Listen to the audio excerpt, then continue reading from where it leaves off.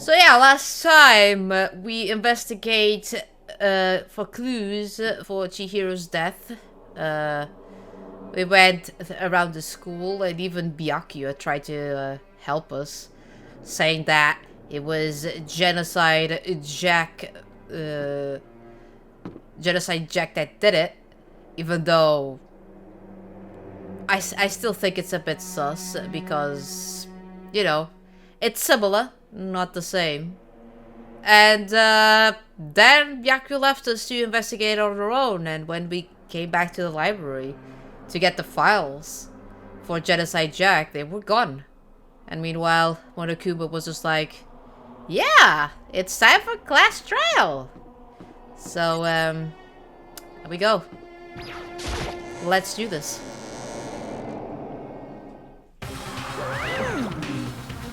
So is everyone ready to what? Am I blind or are we missing someone? Yo.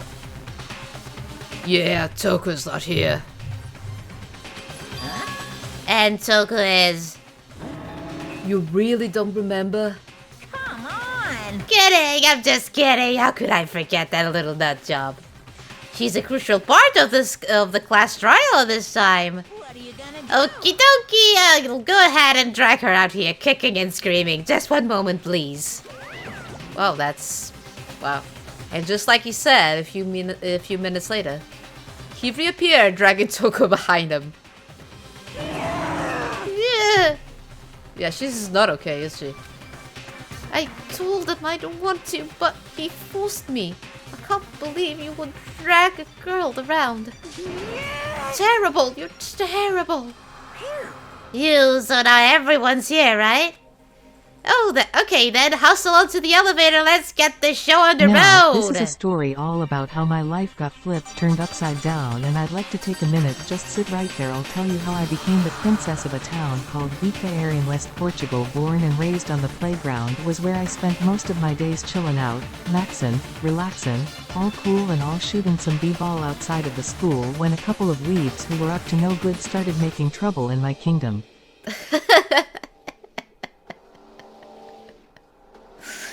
Well done, Ash, well done. I'll see you guys out there! Let's go. So shall we going? It's time to find out who killed Chihiro. Chihiro Fujisaki. She was so gentle, so calm and meek. Nobody had any problems with her. Someone made the choice to kill a girl like that. And that murderer is one of us. Someone sitting right here.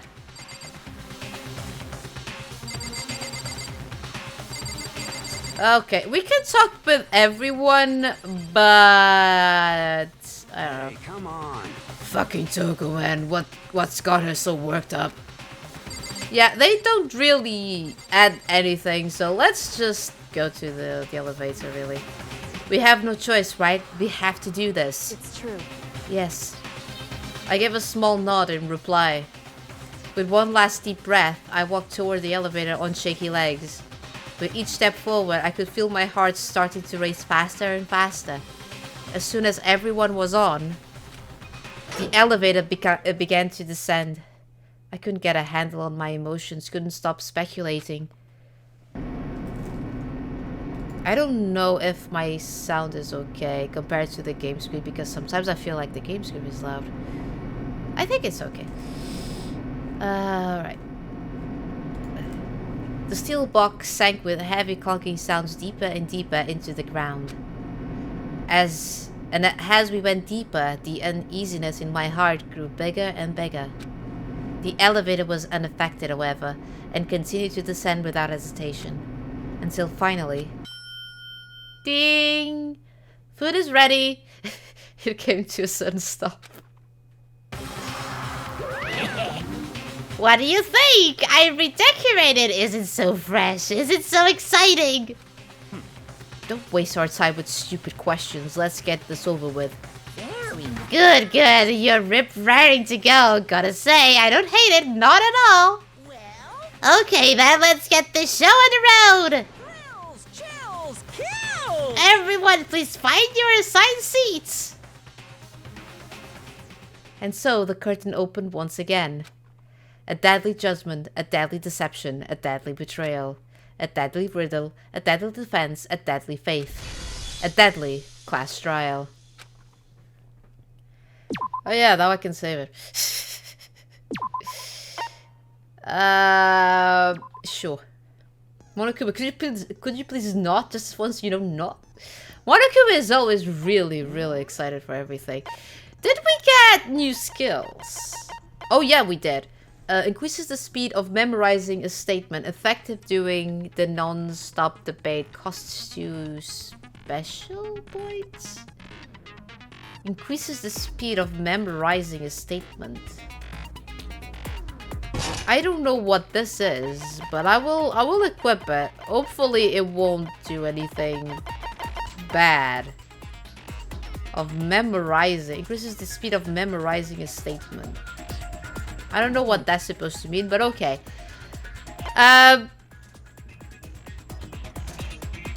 There we go. All right. He's going to explain again how the class trial... So, Yeah. your votes will determine the results. He will explain again how the class trial works. And you know what the good thing is? I don't need to do voices anymore, so that's good. If you can figure out who done it, then only they will receive punishment.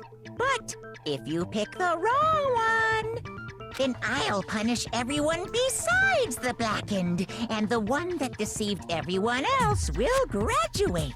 Okay, then. So, first off... He is a Persona fan, clearly. Monokuma?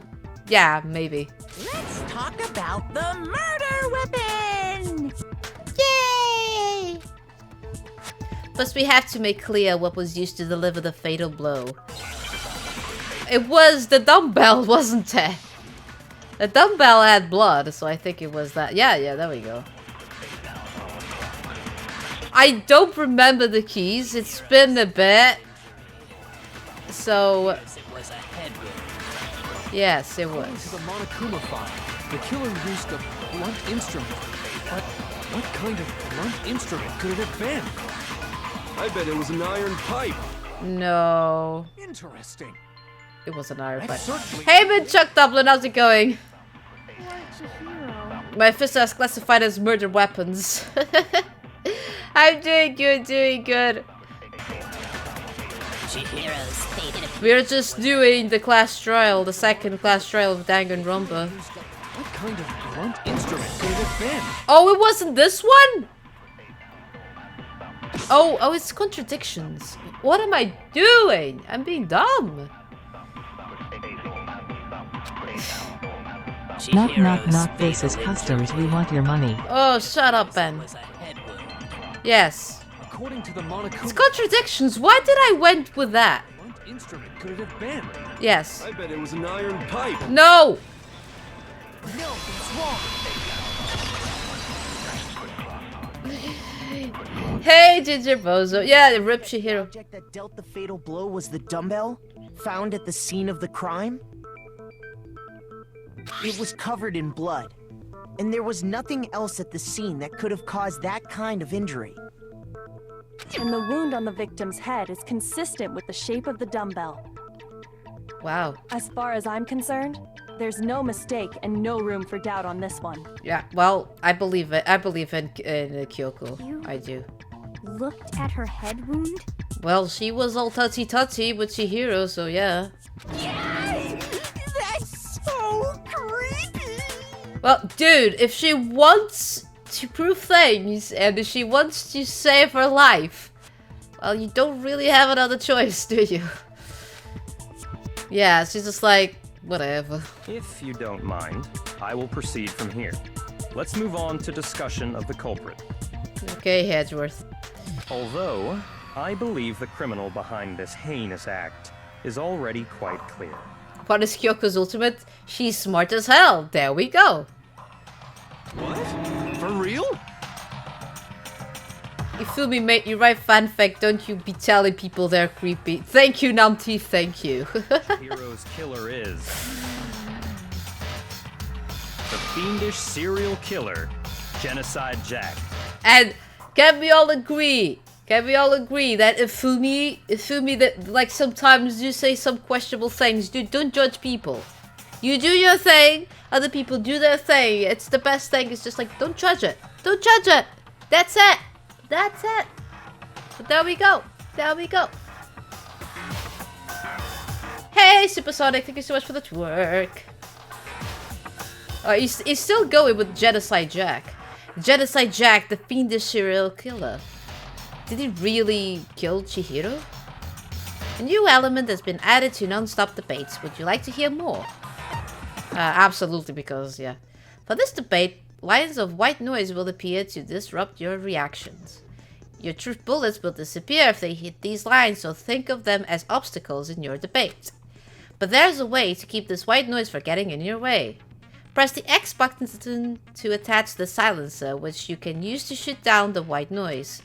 However, if you shoot an actual remark with your silencer instead of the white noise, the time limit will decrease, so take carefully aim when you have your silencer out. Oh, but if your action difficulty is set to gentle, white noise won't appear at all. In which case, you can forget about the silencer and just focus on the situation in front of you. Well then, good luck and have fun. I would rather have my business than judge or be judged.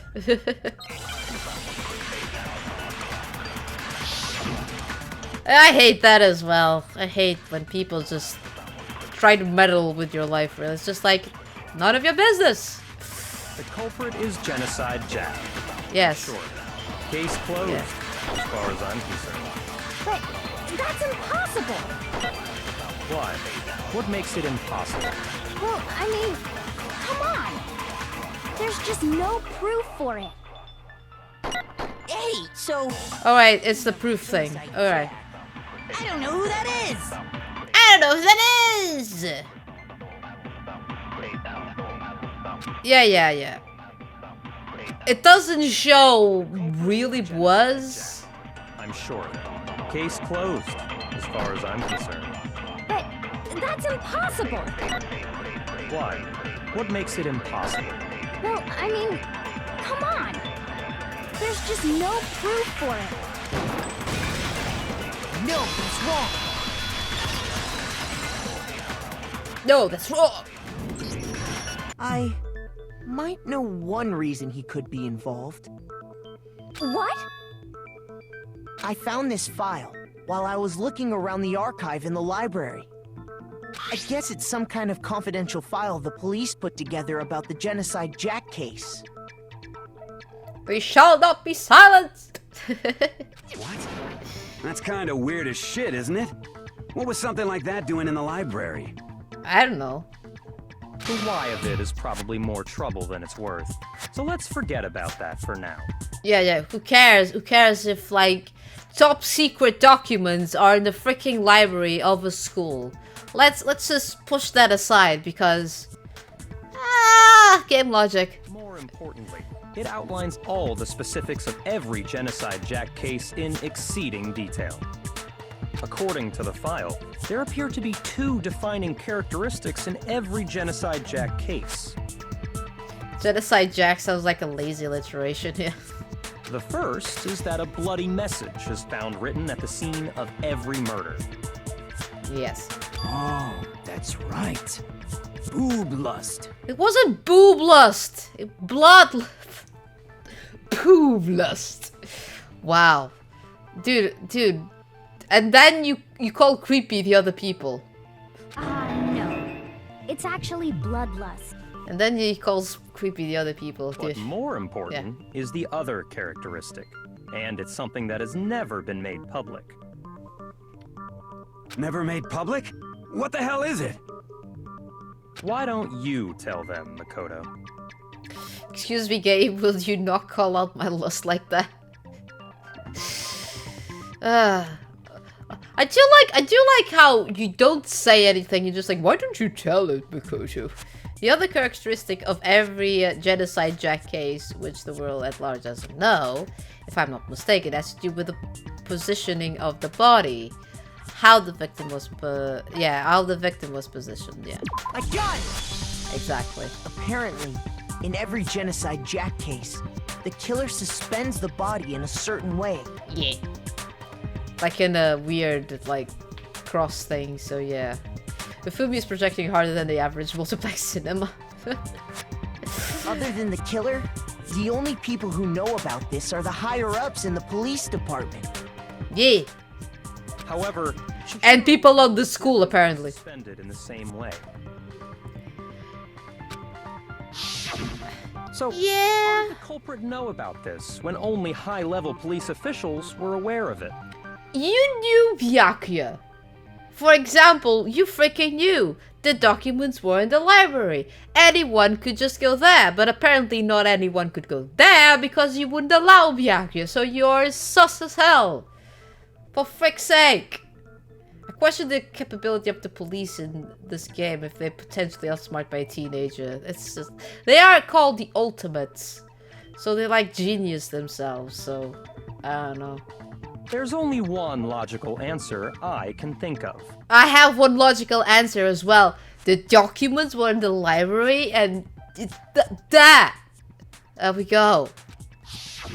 It's because the culprit in this case is the real Genocide Jack. Also, one just tried to mimic it.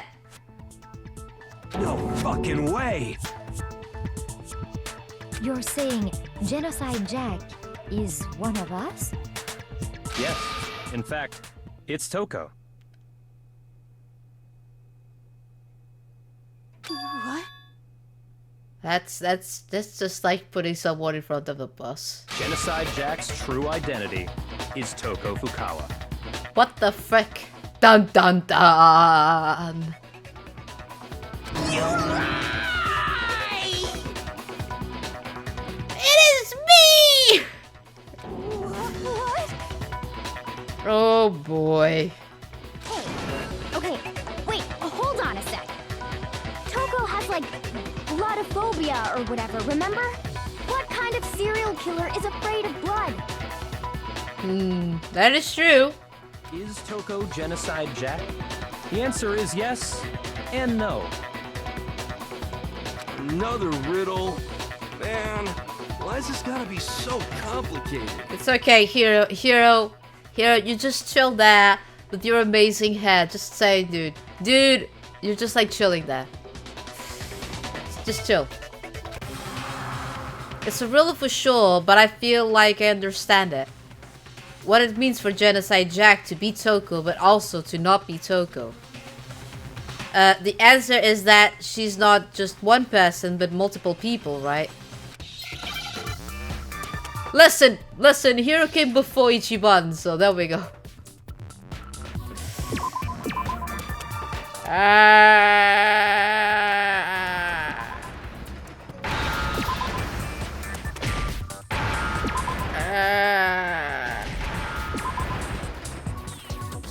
Now I understand. Now I understand. Is it because Genocide Jack has a split personality? Killers are probably more likely to be obsessed with blood and afraid of it. Well, there's your answer there. Huh? I think I read that somewhere in the file too. I don't know who's in the background doing this guitar thing, but dude, this is like good sounds in there. They thought that the suspect might have, what did they call it? Dissociative identity disorder. Or Oh, okay. But still, to go and say that about Miss Fukawa is... Perfectly acceptable. Byakuya, you're so relentless. Toko's strange behavior after seeing the body is proof enough that she has a split personality. And poor Toko, she has a crush on him. We all saw it. The one thing that shows Toko could have a split personality, it has to do with her behavior. She arrived late, her behavior changed, she fainted. Well, her behavior did change. She was just like, So, yeah. Ding dong, bing You're bong, good talking about morning. how she It is started now acting prohibited totally for different Colleen than Masters to usual, have right? alcohol. Alcohol is bad. Also, hey smiley face. Good afternoon. Hey, Colleen, how's it going? Hope you been doing good. Yeah, you're talking about how she started actually acting totally different than usual, right? Hey, Jeff Yard! How's it going? Welcome on in. That's right. Think back. She fainted when she saw Chihiro's corpse, and then, when she woke up... Yeah, she was like that. I'm fine, yeah! There we go. Whoa, is that a dead body? Hey, are you dead? Hey, Sam! Yeah! She must have hit her head real hard when she fainted. The world has a front and a back, a top ending and a bottom, a sea of truth and a web of lies. This is... Oh, I forgot his voice. This is quite concerning. I mean, she sounds completely different. She was acting funny. Welcome on in, Sam. Melancholy Hope you're voice doing good. Completely disappeared. Yeah, that's true. That's true. She was a voice change and everything. Like, you could tell because she wasn't stuttering anymore. Don't go assigning adjectives to my tone without permission. Yeah, see? She just stutters always, and she wasn't there.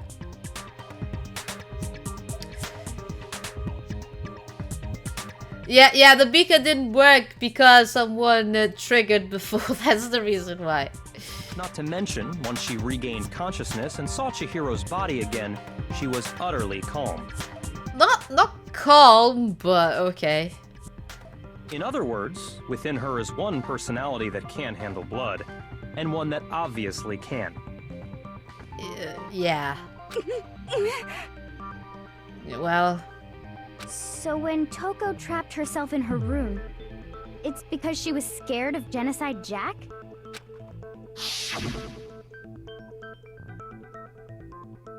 I won't let Genocide Jack have control.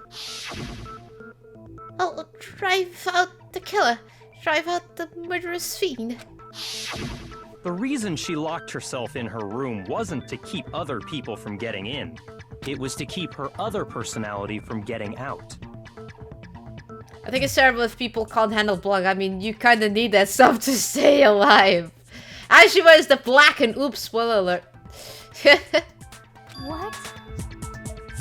We'll be a bit lurky because I'm working on something. Okay, Ash, no issues whatsoever. Toko was afraid. Thank you so much. Afraid of the murderous fiend inside of her, of killing even more people. Ooh. How?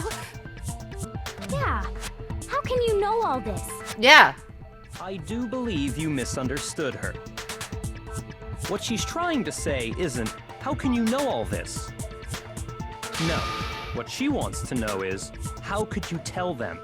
No. What she wants to say is, how could this happen to me? I made my mistakes. I think that's what she wants to say. Huh? But okay. Last night, just before Monokuma gave his motive speech, Toko and I had a strange conversation. She told me a most interesting story. Oh? She said a murderous fiend lived within her, and she was afraid it could appear and attack at any time. And that trepidation is what's caused her to have such a bleak attitude. Isn't that right, Toko? What the frick, Byakuya? She trusted you. She went to you. She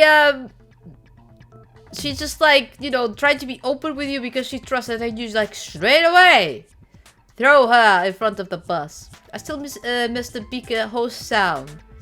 Oh.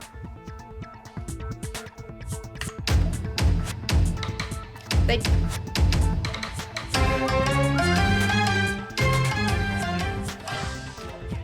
There we go, there's the host sound.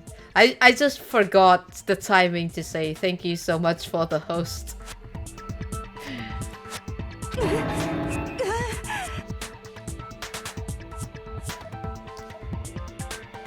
this is all a lie. Right, Toko? Oh boy. You said you wouldn't tell anyone. Oh, poor Toko. I do feel bad for her now. What? You promised. I can't believe you lied. You have only yourself to blame. You came to me with your tragic little story. I didn't ask you to. Oh my god. Byakuya, someone slapped the hell out of Byakuya. Crack the egg into the bowl. Crack the egg into the bowl. It's just like, oh, for frick's sake. This is the real world, not some romantic fantasy fairy tale. Yeah, bastard. He's bastard. It's bastard.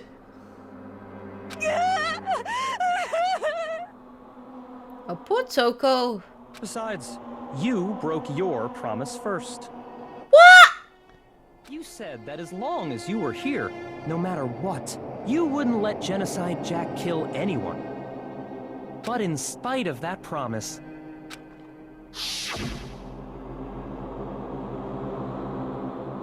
I'm sorry, I couldn't keep our promise. But don't worry, never again. I won't let Genocide Jack have control ever again. You said if I kept my promise, you would go out with me.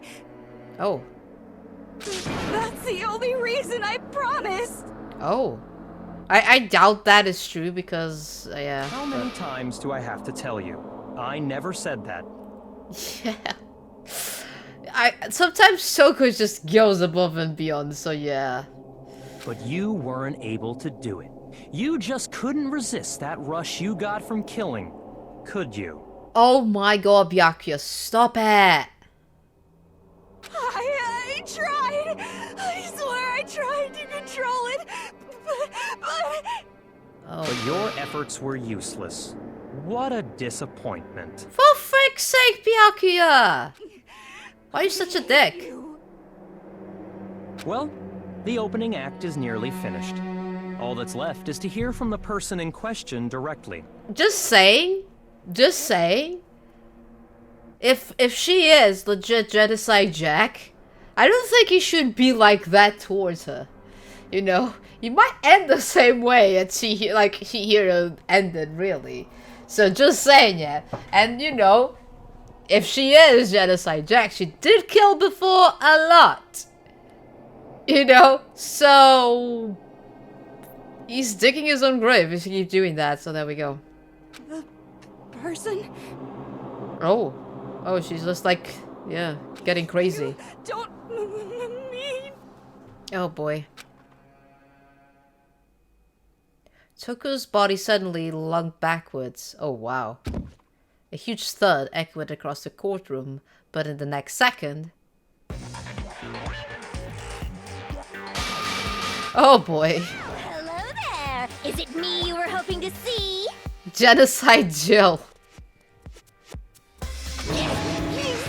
What the heck? Well, she's funny, no. So you figured it out, huh? Well, whatever. What are you gonna do? I'm the ultimate murderous fiend, Genocide Jack! Or better yet, let's go with Genocide Jill! What the fuck is this? Toko, what happened to you? Yeah, she's fine. She is fine, don't judge. Not Toko, that's a loser name, and what happened is a textbook split personality. So what if one of them happens to be a serial killer? You should turn a blind eye to one's faults.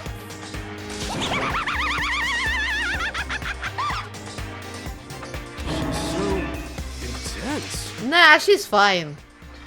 Like they say, sound in murderous mind, sound in murderous body. This one is so different from the one we've come to know. Yes, well, the world is composed of a front and a back, you know.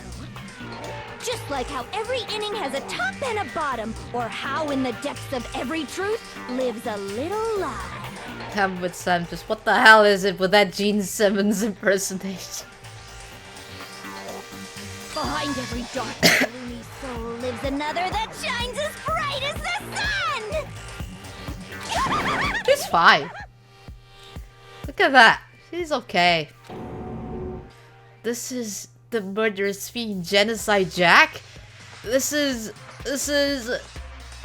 beyond insane.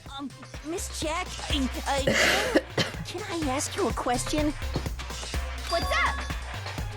Some of us think you might be the mastermind behind our entire situation. What are your thoughts on that? Well, I'll tell you. I am the mastermind of all masterminds. Well, there we go. With that tongue, I don't think she's ready for kicking. She's ready for licking. It's getting bigger, though. But okay. Then it's not true? Of course it's not true. How dare you try to link me to that creepazoid? Like, you both are similar, so there we go. And another thing, the police and government and society in the outside world are totally powerless. Great. I mean, they just let this idiotic, bloodthirsty maniac go buck wild all over town. Sure, I'm a bloodthirsty maniac, but life is pain, right? To live is to hurt other people. It's a necessary evil if you want to survive. The act of living itself causes pain for everyone.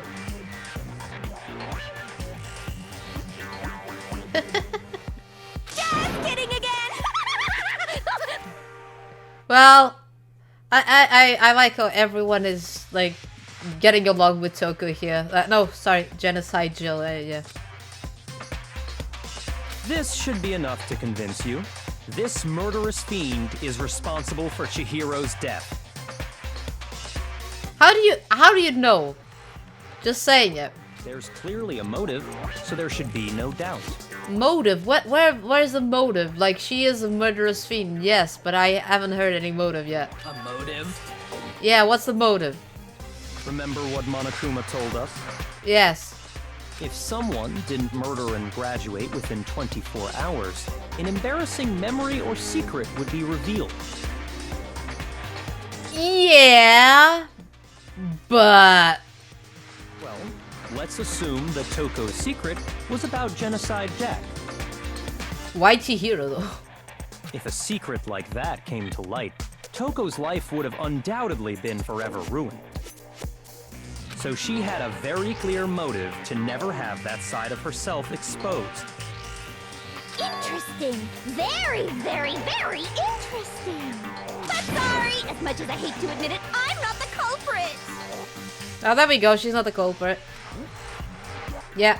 But I cannot imagine anyone other than you could murder someone in such a bizarre fashion. Yeah, they should, shouldn't they, Sam? But nevertheless, it's the truth. Do you really expect any of us to believe you? I believe in her. Because I could never believe a word you say, you monster! if she's a murderous fiend, she wouldn't give a shit. Maybe. Maybe she's totally right about that, but something's still bothering me. What she said, I need to get more details about all of this.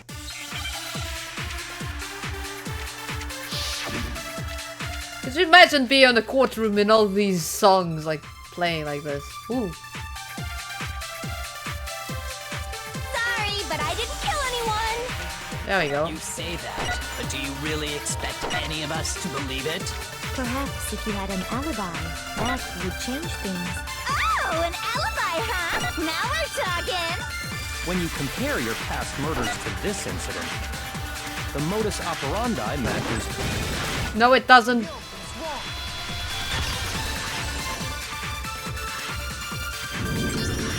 Are the methods of murder really exactly the same?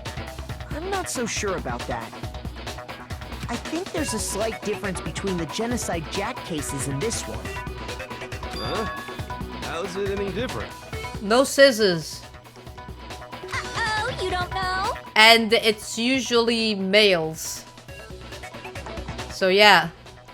Well then, human garbage, let me tell you!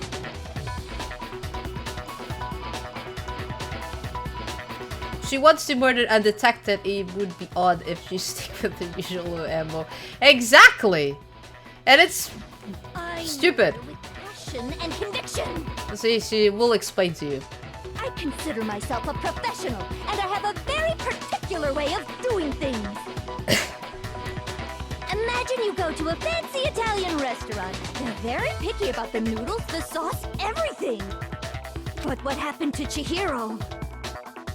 It'd be like if that same Italian restaurant started using ragu or Chef Boyardee. This is no creation of mine. Let me rephrase that in a way that maybe makes more sense. It's okay, I understood. Differences between the Genocide Jack cases and this one. Exactly, Supersonic, exactly.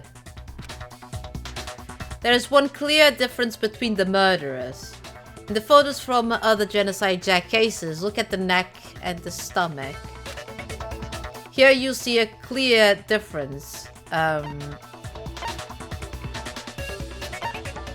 The fatal injury. For one, the cause of death is different. Yeah, it's not like a dumbbell. In the Genocide Jack murders, all the victims were killed the same way. Like stabbed. According to the case file, they were all apparently killed with a pair of scissors. Look, this is her recipe of killing, you know? She usually uses the same method. It's like cooking a specific dish. So there we go. But Chihiro died from a blow to the head, right? Yes. Yes. That is remarkably different from the other murders. Yes. Wouldn't it be strange for someone who kills the same way without fail to suddenly change their method? Well, technically it wouldn't be strange. But it's strange that the method is way too similar. It just seems that someone was just trying to put the blame on her. Because it's not the same, but similar. So yeah. And there's more. One more conflicting detail. That's right. In my recipe of murder, if the bloody message is the tortellini, then the arrangement of the body would be the pesto sauce. I do like how she's comparing murderer to a dish. Could you please stop comparing killing people to cooking? Thank you, hero. Thank you.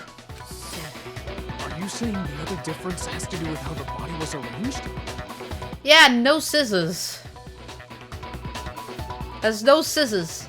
I'm guessing the school doesn't buy scissors by pallet load, so a different murder weapon will make sense. Hannibal Lecter would be loving this. In the photos of the other Genocide Jack cases, all the other victims were stabbed through their heads. Sick, you should cook them longer. There we go. There we go. Here you'll see a clear difference. When she was suspended, what was used to suspend her? How was the body filled? I think it was what was used to suspend her. I got it! Do you remember what the killer used to suspend her? Yeah, an electrical cord, which was conveniently in the library. Ooh, who used that? Ooh. They used some kind of rope to hang her up by her wrist. And it wasn't some kind of rope. It was an electrical cable. Came from the library. Like, I like how all these things are coming from the library. The Genocide Jack cases. The cable. Who did spend a lot of time on the freaking library? What is your point? Well, in all the previous Genocide Jack cases, something else was used to suspend them. Specifically, pairs of razor-sharp scissors. Yeah. Those are really sharp. Look how sharp they are, for frick's sake. Dun dun dun! And guess what? I used my own specially designed scissors for the murders and the arrangement. Well, she has even specially designed scissors for this occasion. This is like, wow. Like I said, I'm a professional, so naturally I'm very picky about the tools I use. Okay then. And you know what else? What? Tell me. Big Mac said there's two differences. Big Mac! Wrong. Don't make me hungry! Now I want a Big Mac. Big Mac? Are you referring to me? Yes. From now on, you shall be called Big Mac. Listen up, Big Mac. There's actually one more difference. Is that? Oh yeah. I know what the difference is. Huh? Yeah. My word, you really didn't notice? They're all males. There were in each Genocide Jack case. They were all males. There's a pattern there, just waiting to be discovered. Pattern? Figure that out, and it'll be plain as death why I couldn't have possibly killed that little lolly girl. Let's see. There was a pattern surrounding the Genocide Jack victims, and Chihiro didn't fit it. If you look at the names of every victim, what you'll notice is... I think I figured it out. I know why she couldn't have killed Chihiro. Because Chihiro was a girl, because Chihiro was a friend, because Chihiro was a lover. No, because she was a girl. Because if you saw the image, every single victim was a male.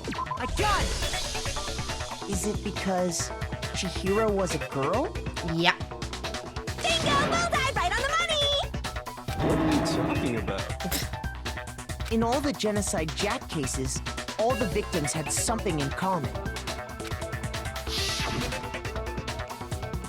Yeah, Ken Harada, 32, Tetsuhiro Onda, 17, Shoji Gaku, 23, Kano Issei, 14, Takeshi Yoshida, 30. They are all males, like you can see, like they're all males. This is like all male names. So yeah, even on the pictures, it's like males.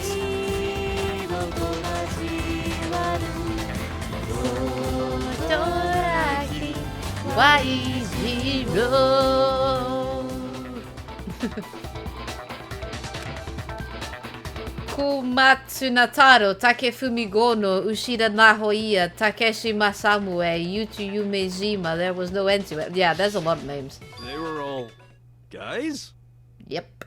That's right! The people I killed with such passion and conviction are all adorable little men!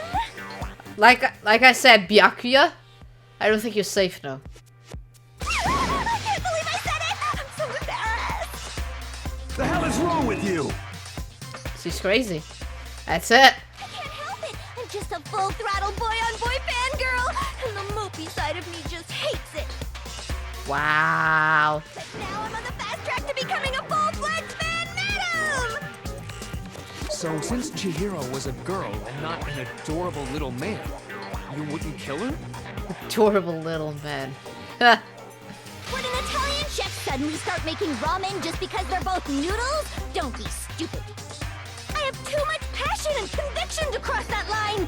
That's the absolute reality of the one and only. Wow. We get it. You've clearly explained your hobby and your philosophy. But that's not all there is to it. It's a different matter entirely, when you're forced to kill in order to survive. Quiet, lolly car! Oh, she's replying to Byakuya. Look at that. I guess Ben is in mortal danger. Yeah, Ben, run away. Run away, Ben. Genocide Jill will come for you. Lowly cur? Yeah. She's not Toko now. She's Genocide Jill, so there we go.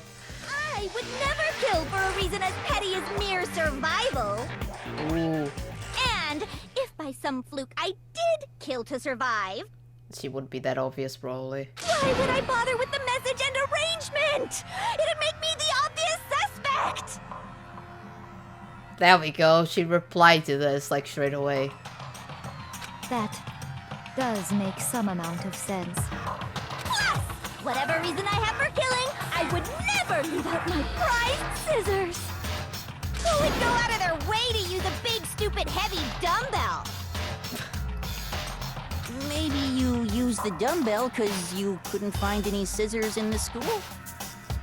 I always said what Bianca said. You know, Genocide Jill said she will go after adorable little men. So that's the reason why.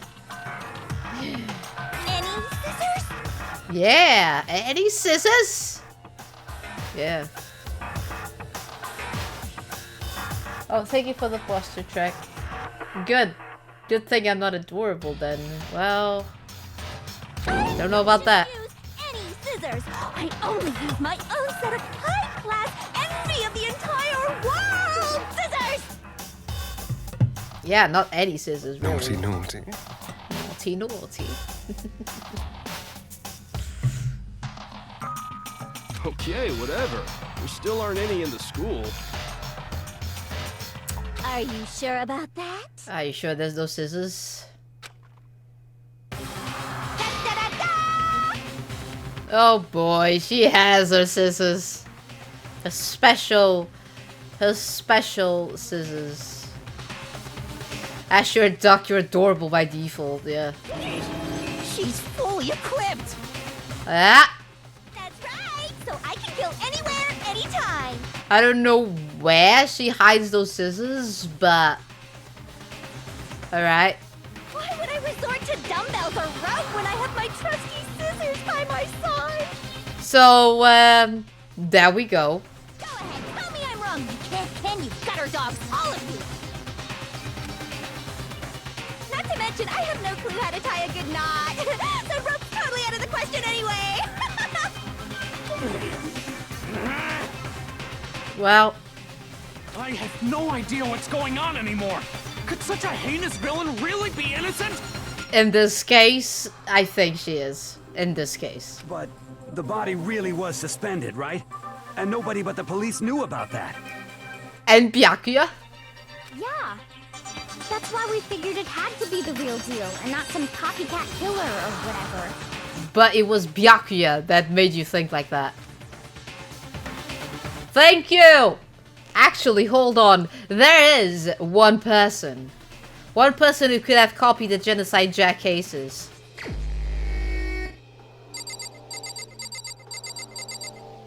Yeah. Yeah. Yeah, you. Yeah, you. Being rude and shit. Yeah. You are sus as hell since the beginning. Here's my answer. Byakuya, it's possible you could have found out, isn't it? You'd have no problem gaining access to classified government documents or internal police records. Plus, you'd already looked through the Genocide Jack file before this all happened, hadn't you? Oh boy. Oh, now you don't talk. Are you saying Mr. Togami did it? You sus. Then, the reason he pushed the theory of Genocide Jack being the killer so hard was because he wanted to pin the crime on her. So, he rearranged the scene to disguise it and make it look like I put my stamp on it. The adorable glasses man was behind it all. Oh, I'm on fire! Oh boy, Byakuya, you're not safe. Well, Byakuya, what's your response? I see. So now the suspicion falls on me.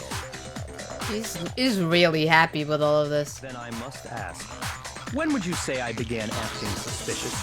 Surely you must have an answer. Since you asked me for help! Looking back and thinking about it now, the way you were acting right before we discovered the body was a little strange. Yeah, you straight away was just like, oh, we should go to the girls' locker room. Why? And the locker rooms. They're suspicious, very suspicious indeed. Wouldn't you agree? Suspicious? It seems nobody searched the locker rooms. Let's start with the girls' locker room. Why would you start with the girls' locker room? You wanted to go to the girls' locker room right away, right? But since you're a guy... Maybe he was pervert. I don't know. He's just like, ooh, I can go now. Ooh. I should have naturally thought of the boys' locker room first. Is that what you want to say? Yes. The victim was Chihiro, a girl. How did you know it was Chihiro the victim? No. How did you know it was her the victim? Nobody knew it was her the victim at that point.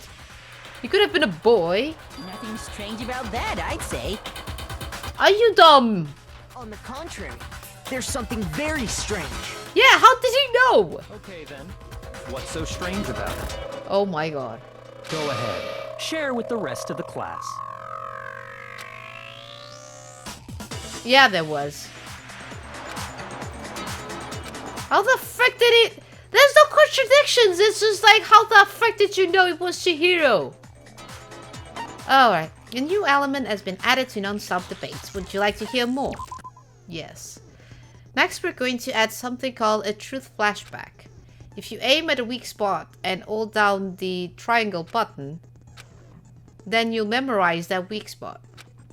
This memorized phrase can only be shot once as a single truth bullet. If you shoot or change the truth bullet, it will disappear from your truth cylinder. However, you can use this flashback feature as many times as you want. If you don't seem to have the answer to a lie or contradiction in your loaded truth bullets, it might be wise to memorize a different weak spot and use it to make your case. When's the best time to flashback? Well, you just have to use your wits, won't you?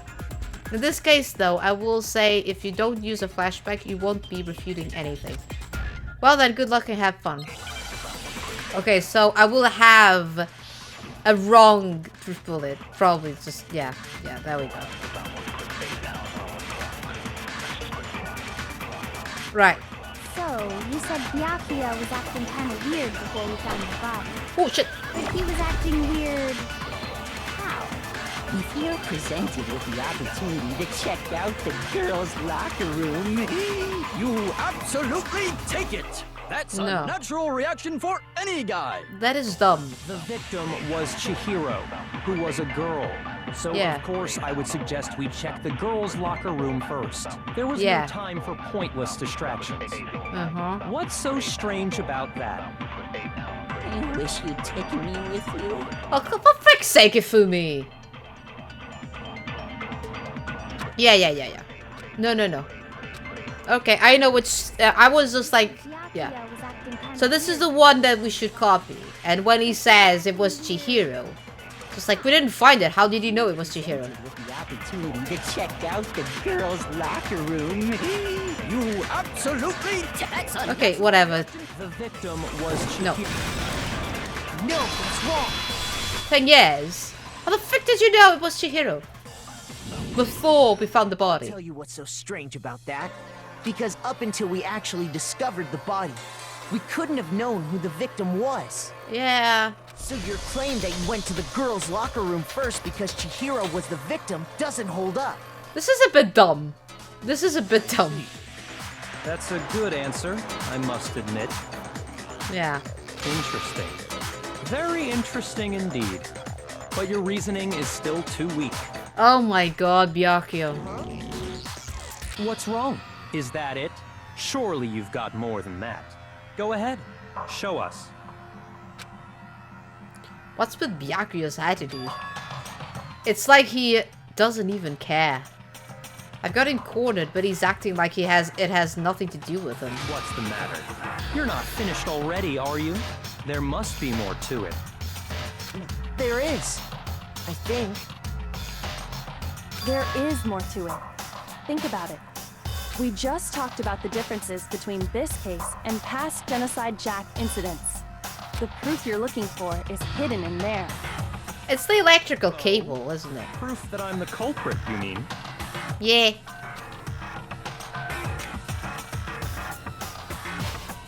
The difference between this case and other Genocide Jack murders. The evidence that proves Byakuya is responsible is hidden in there. What could it be? Freaking cable. I'm guessing Byakuya thinks his wealthy parents will keep him from harm. I'm also guessing Money Cooper keeps Zero. Yeah. What? The difference between the cases? Yes. You want me to explain it again? No. When I want to kill, I use my very own special scissors. And I use those same scissors to arrange the body. Yes. But Chihiro was suspended with... It was some kind of rope. Was it not? Yeah. That's right. It absolutely was.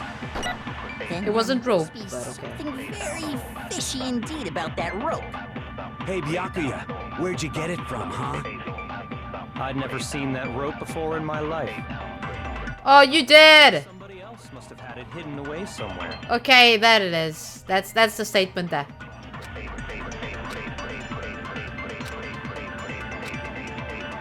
Alright.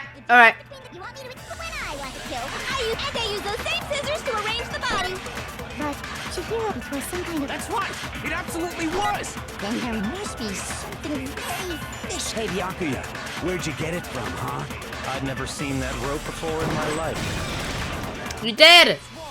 You use it for the lamp on the library. Couldn't be no cool, never seen the rope. I'm pretty sure you have seen it before. Because, you see, that rope, or should I say, that extension cord? The extension cord, that's how you said it in English. Yeah, there we go. What? An extension cord? Byakuya, you've used the extension cord in the library more than once, haven't you? Just to be just like old fashionable drinking your coffee. And the same extension cord that was in the library all this time went missing after the murder. And there's no way someone who uses that extension cord as much as you do wouldn't discover that fact. And Byakuya must be the one who took the extension cord.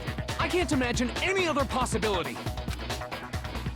That's really what you think? Then your conclusion is something like this?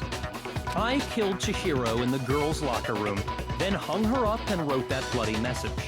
I intentionally made it look like Genocide Jack was behind it. Is that about right? He's doing it again. He's totally calm, totally unconcerned. As if he's not even involved. Wait, not even involved? What's wrong? I asked you if you think that's what happened. Hell yes, that's what happened.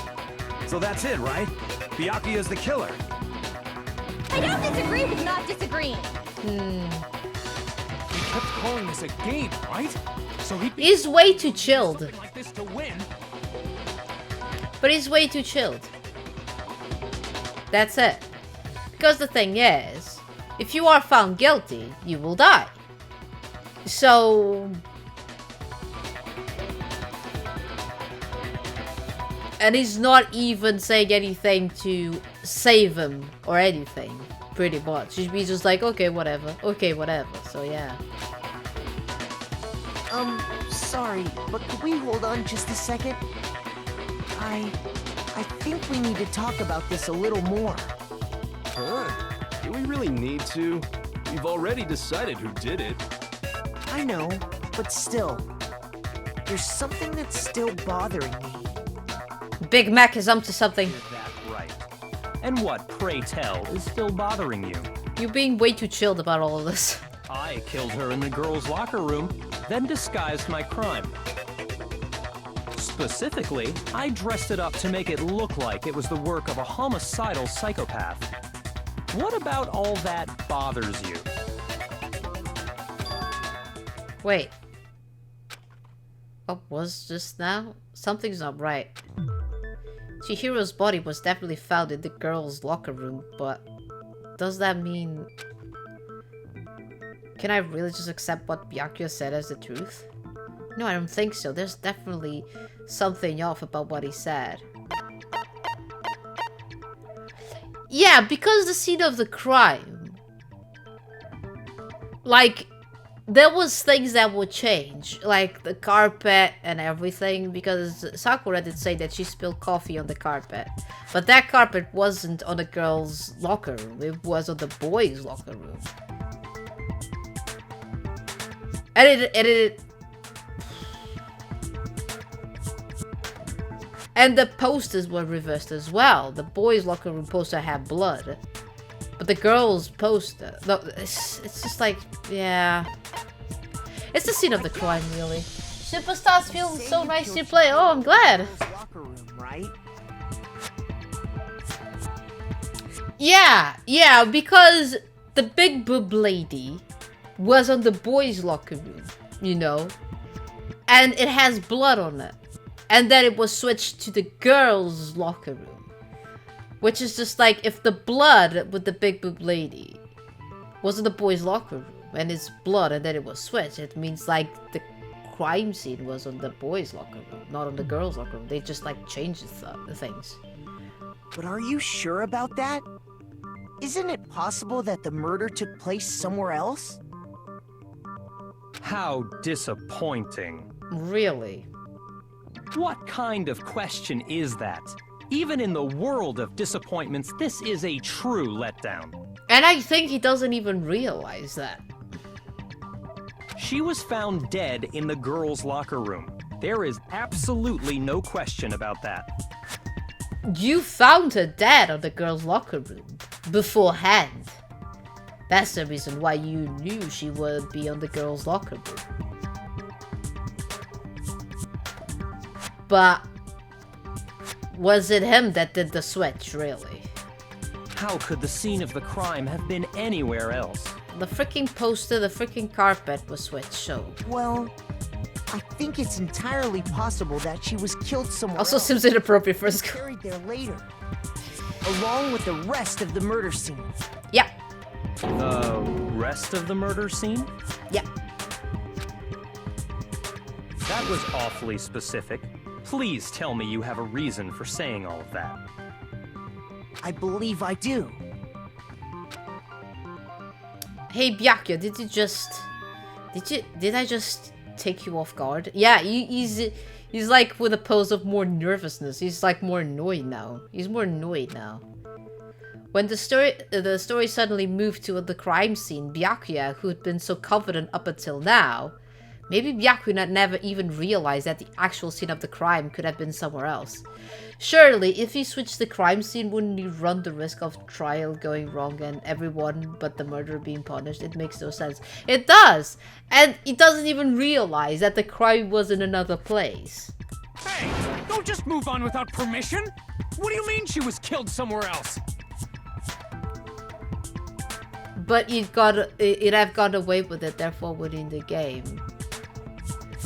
Yeah, but the thing, he needs to, like, people don't need to be sus about him, and he's just making it so people be sus about him for some reason. Which, it's just like, if you're guilty, you will try everything so that people don't think you as a guilty person. He was just like, yes, I did kill it, I did do this, and whatever. But at this point, when Makoto is a bit just like, yeah, but it's still sus how the things that were on the girls' locker room were moved to the boys' locker room, and the boys' locker room stuff were moved to the girls' locker room. Specifically things that had blood. The carpet had blood, and the poster that were the carpet that was on the boys' locker room had blood, and the poster as well that was on the boys' locker room had blood. So obviously it was there. So yeah. Yay! Welcome back, Ash. Come on, Makoto. For him to get away with it is that he needs to be the murderer, not merely the accused. Exactly, because if we accuse the wrong person, the murderer will survive and everyone will die. It's how it is. It needs to be the murderer. It's just like, you need to find who is the murderer in the end of the day. If I accuse the wrong person, oh yeah, no, wrong choice, everyone dies except the murderer. So that's how it works. And if we find the murderer, only the murderer gets the punishment and everyone lives. It's how things are. If there's any chance the murder took place somewhere else, let's see the proof. Oh yeah, we have proof. We have proof, Byakuya.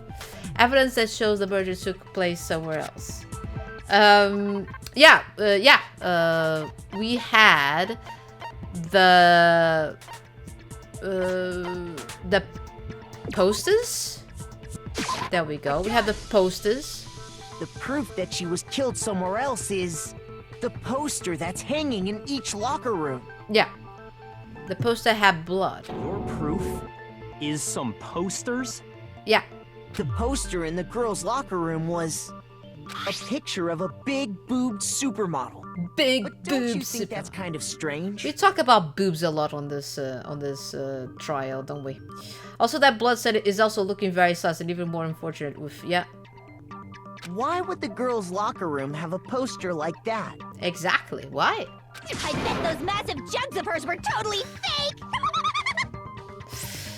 Meanwhile, the boys' locker room had a poster of the super popular boy band Tornado. Again, that doesn't really seem to belong in a boys' locker room. So you're saying that maybe the posters were switched? Not maybe, for certain they were switched, because before I did make a notice of that. And there's one other thing I noticed about the locker rooms. You know what I'm talking about, right, Sakura? Yeah, because Sakura spilled coffee. Protein coffee, aren't you? Yeah, she said about that. Protein coffee? While I was in the girls' locker room earlier, I spilled some protein coffee on the carpet. Yeah. But I noticed that after the murder, the stain had been totally scrubbed away. No, it's not that the stain was scrubbed away. It was moved. And where's the carpet? There we go. There it is. I got it! Yeah, protein coffee. Locker room carpet wasn't Supersonic, don't judge Sakura. It was protein coffee. But well, what else? What else would it be? In fact, I found it on the boys' locker room. Yeah, you can see the stain there. There's a stain there. That's definitely the stain from my protein coffee. Okay.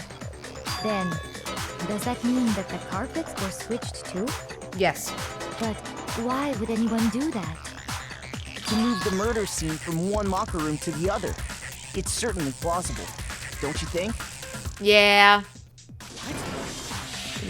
In other words, in order to completely swap the scene of the crime, the blood-stained poster and carpet were moved along with the dead body. By doing this, the killer was able to change the entire room where the murder took place. I can certainly follow your reasoning, but why would the culprit bother doing that? Huh? Why would they go through all that trouble of switching the scene of the crime? That is true. Actually, an even bigger question. If the murder did take place in the boys' locker room, then how did Chihiro get in the boys' locker room in the first place? That is another good question. To get into the locker rooms, you have to swipe your e-handbook across the card reader device. But Chihiro's handbook should have only allowed her access to the girls' locker room. She had no way to get into the boys' locker room to begin with. No, she did have a way, and I can tell you what it was. I highly doubt that. Well, Hiro is probably going to be smart because he figured out that. I'm telling you, I know how she could have done it. He knows. He noticed that. Is he right? Could Chihiro really have gotten into the boys' locker room somehow? She could have borrowed a handbook. Yeah. Even though it wasn't a broken handbook. Is it really possible? I need to see all the statements. Could Chihiro really have gotten into the boys' locker room somehow? Ah! I got it! She must have hacked her e-handbook! No. She was the ultimate programmer after all. No, it wasn't possible. Monokuma said that. Would have been no problem for her. No, I don't think that's it. She used the thing that was in the main hall. Yeah. What thing? I'm talking about Leon's handbook, of course. If she had that, she could get into the boys' locker room no problem.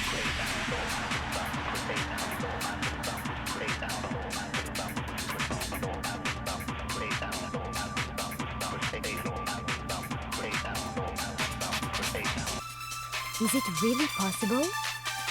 Could Chihiro really have gotten into the... I got she must have Okay. hacked her e-handbook. No. She was the ultimate programmer. I'm sure that would have been no problem for her. No, I don't think that's it. She used the thing that was in the main hall. Huh? What thing? I'm talking about Leon's handbook, of course. No, it's wrong. I always thought it was that one. I felt like she used his handbook. What the fuck? No, I don't think Chihiro used Leon's handbook. Oh, she did it hacked as well, so that's a contradiction there. So yeah, no. Why not? Because Leon's handbook was broken. Oh. Well, then, yeah, I guess that'd be pretty impossible, huh? Was it really? Monokuma said it wasn't. I am struck silent by how quickly you gave up. Plus, isn't there a regulation against using someone else's handbook? Actually, the rule states that loaning your handbook is prohibited. It says nothing about borrowing one. In other words, you could borrow a dead person's handbook all you want, and you'd be safe. Yup. Hit the nail square on the noggin. Of course, if it were broken, that wouldn't make any sense anyway. So then, she must have hacked hers, like I said. She used her ultimate programmer skills and... Psst! You can't fix an e-handbook. The instant you open one up, a security buzzer starts blaring. So, if she didn't use Leon's handbook, and she didn't modify her own handbook... Maybe Mr. Naegi's initial assumption is just... wrong?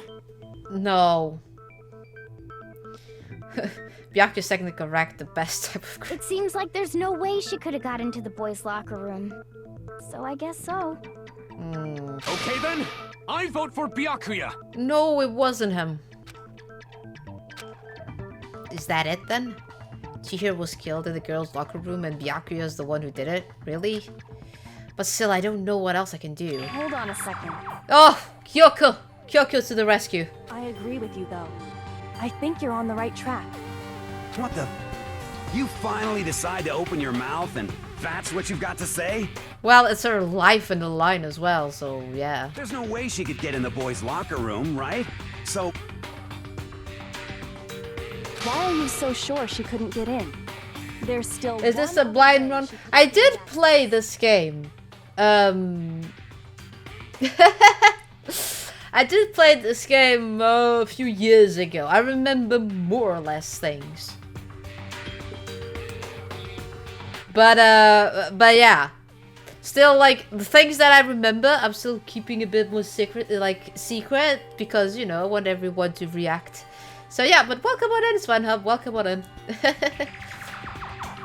What? What are you talking about? What other way is there? Well, to explain that, why don't we take a little break from the trial? I'd like you all to come see something. Oh, ho, ho, ho, ho, things. Wait. Just what do you think you're doing? Don't worry. This'll make the whole trial more exciting. I'm sure that thought must please you. I do like how Kyoko doesn't really goes into the arguments, only when things are getting more, like, sour. She's just like, oh, wait, I have something to say. Yes. Huh? It'll make things more exciting? Yeah. Well, alright then. I declare an official class trial recess. Yeah, she's the genius of this. Like, if it was all on Kirigiri, the game wouldn't even exist. For real? Now then, what is it you want to show us? It better not be boring or I'll be very Exactly. Oh, I have no doubt it'll meet your lofty expectations. So, shall we go?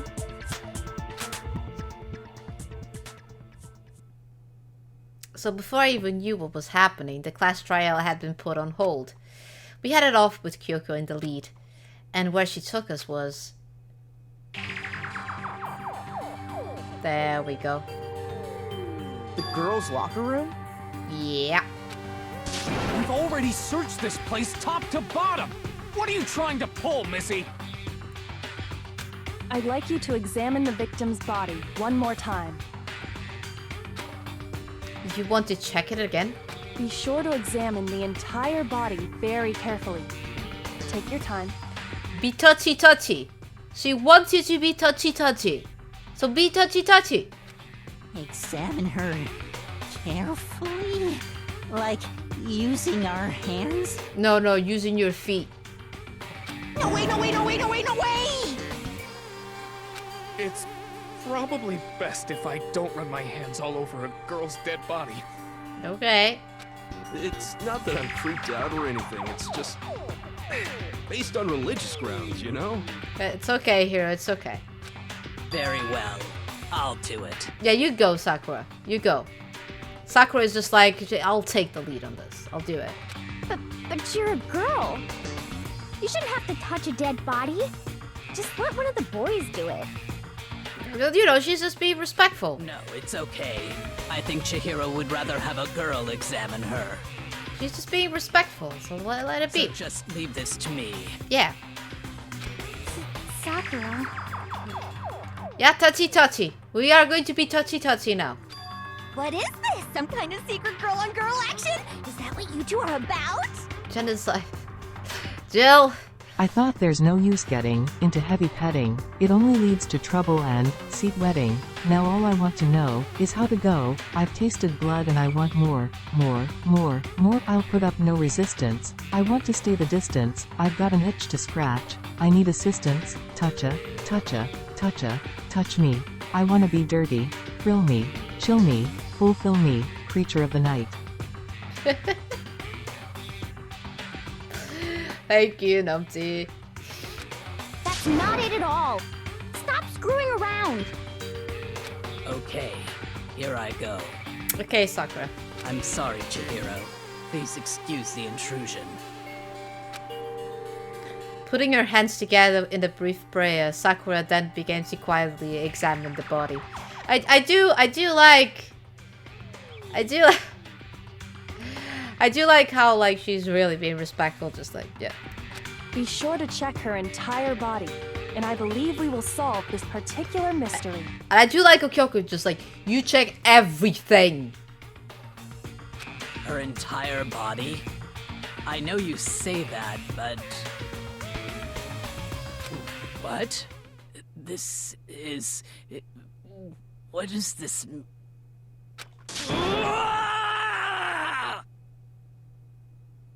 Oh boy. What is it?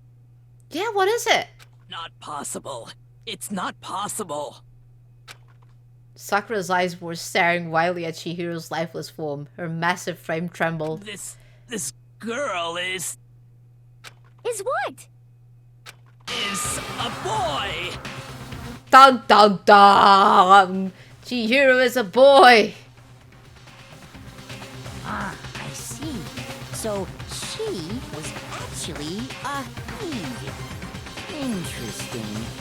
Thank you for confirming this fact. Plot twist! Yeah! Plot twist! What? Yeah! You're joking, right? Nah, go touchy. I wouldn't joke about this. Yeah, she went touchy, so yeah. Ben, it's really true? Oh, that's how she went into the boys' locker room. Chihiro was a guy? Yeah.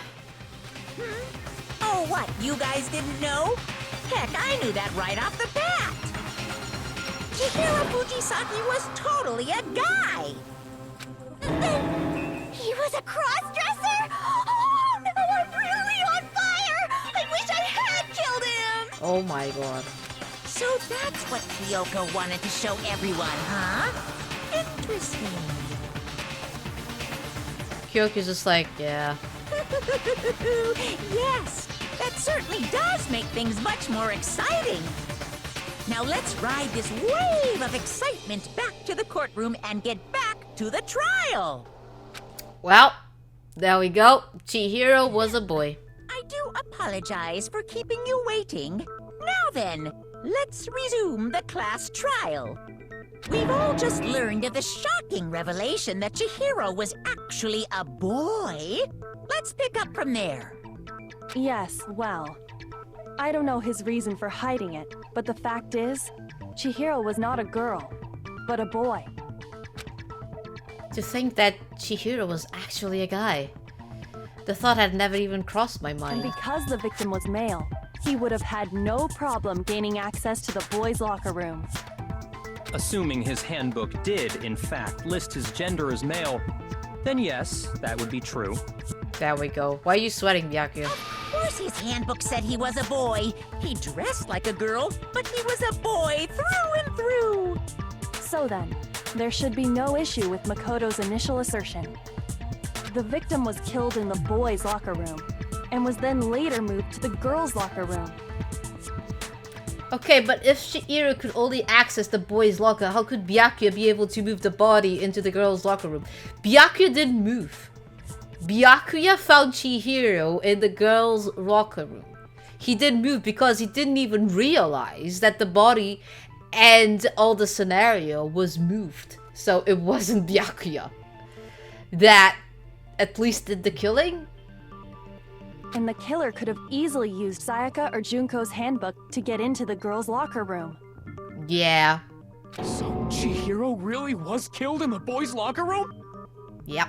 I still don't understand the motive for moving the body, but yes, that does seem plausible. Well, I must admit, I did find it rather odd. What did you find it odd? I knew he felt a little off. There was a certain incongruity to his female body. Oh, look at Byakuya. He's checking out all the ladies. Wow, Byakuya. So judgy. This is the most titillating situation!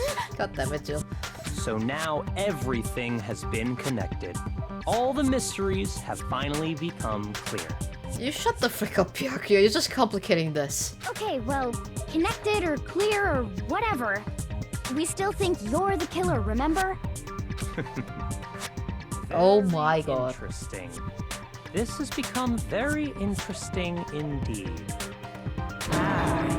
He's off in his own little world.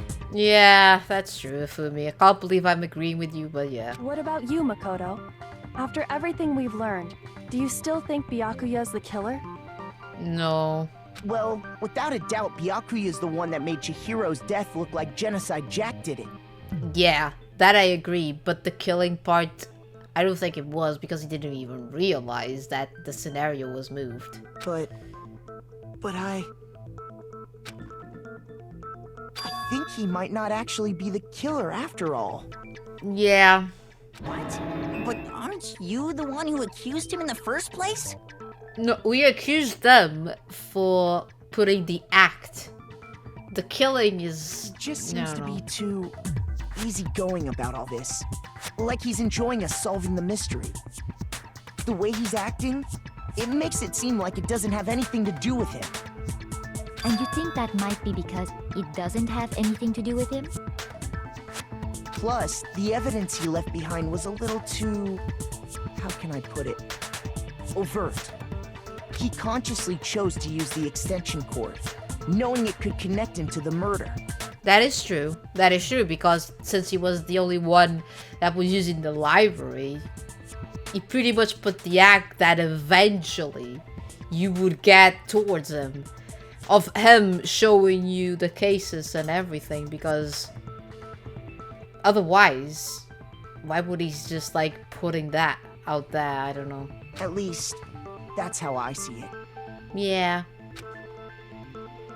And Byakuya, when you found out the murder took place in the boys' locker room, it seemed to rattle you. And then again when you found out Chihiro was actually a guy. If you really were the killer, that stuff wouldn't have had any effect on you. True. That is true. So that's your thinking, huh? Well, it bothers me that you don't have more concrete reasons, but it's fine. I guess I'll mark it as correct for the time being. What the fuck? Are you a teacher? Mark it as correct? He's right. I am not the culprit.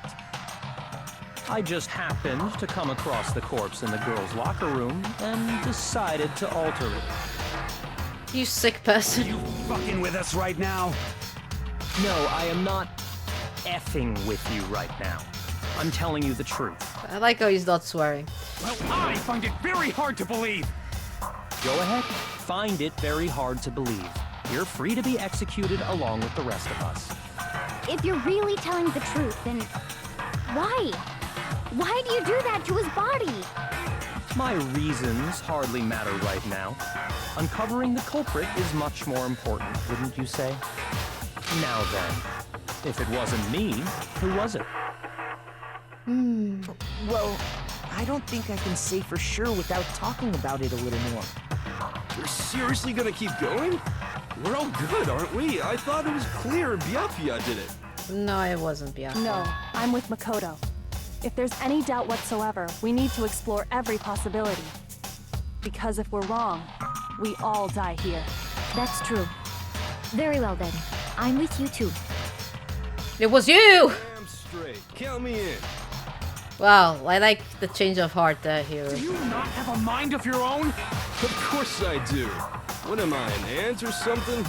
Anyway, let's discuss this all as a group one more time. We still have time to make our decision. That's very true. Our lives are all on the line. Excellent. Then shall we resume our game of hide and seek? But if Byakuya didn't do it, then who's the real killer? Who murdered Chihiro? There's one thing we can be sure that we know about the killer. The killer was able to gain access to the real murder scene, which means...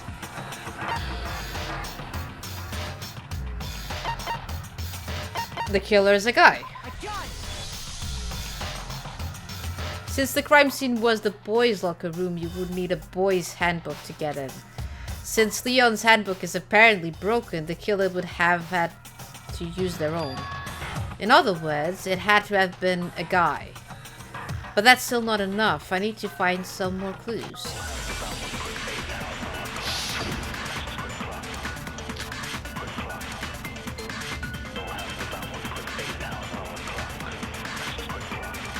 Okay. Isn't there a single clue that might lead us to who did it? Well, clues are one thing, but did nobody get a look at the killer? I'm sure if someone saw the killer, they would have said something by now. Celeste saw it. Someone saw the victim at some point. Even that might be enough for now. Yeah. Yeah. All we need right now is any kind of new info. It's over. It's all over. You want to know who saw the victim? The killer. And only the killer. No, Celeste saw it. So yeah, it's Hina's state. Okay. Game over, man. Hina's statement that I need to do it. Yeah! No! Not game over! Fubi, you're not adding anything. Isn't there a single clue that might lead us to who did it? I'm an idiot sometimes when it comes with this. Clues are one thing, but did nobody get a look at the killer? I'm sure if someone saw the... Perhaps someone saw the victim. Yeah. All we need right now... It's over. It's all over. He's going to say only the killer. You want to know who saw the victim? There we go. The killer. No. No, that's wrong. I thought new info would be the Celeste account. So there we go, see. I need to see the contradictions, not the thing. Before he was murdered. What do you think, Celeste? Now that you mention it, yes, I did see him. Really? Cool. Oh, but I suppose only Makoto knows about this. Makoto? I like how she says his name, You had Makoto. no idea, did you? That is why you're all making such ugly noises. Whatever! Just hurry up and tell us! It was last night, right before nighttime. I saw Chihiro in the dormitory warehouse. I saw him stuffing a track jacket into a duffel bag. Okay. And then, I assume, he headed off to exercise. A track jacket and a duffel bag? But we didn't find anything like that at the murder scene. It seems likely that the culprit destroyed them to get rid of any evidence. And that is when he said something that struck me as rather odd. Well, I better get going. I'm kind of in a hurry. Chihiro told me he was in a hurry. But why would he be in a hurry? Only if someone were waiting for him, I should think. True. So, Mr. Fujisaki was on his way to meet with someone, and then they were going to work out together? But Hina and I had invited him to exercise with us plenty of times, and he always declined. Because he couldn't. He couldn't join you. That's the reason. Probably because he was afraid you'd find out the secret he was hiding, right? Yeah. Which means that conversely, he must have trusted whoever he was meeting with very much. Enough so that he was willing to risk his secret being revealed. What a marvelous friendship! The point is, whoever he met up with is the culprit, right? So we just gotta figure out who it was. But knowing what we know, I can't even guess. No. You already have what you need to make the connection. Huh? You know who the killer is.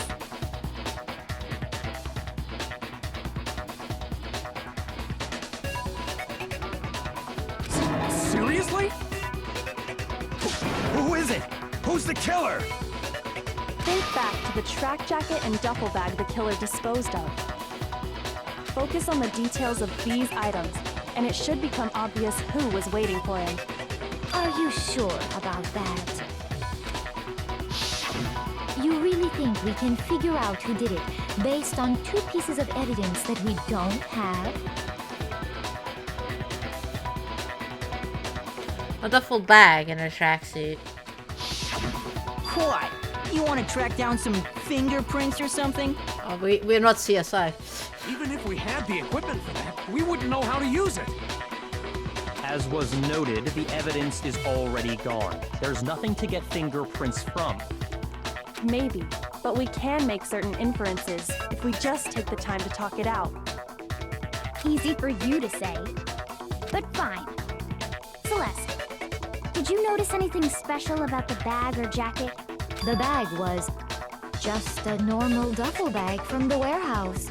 All the bags in there are the same, so I can't imagine what would make that one special. Well, if I remember right, there was a decent variety of tracksuits to choose from.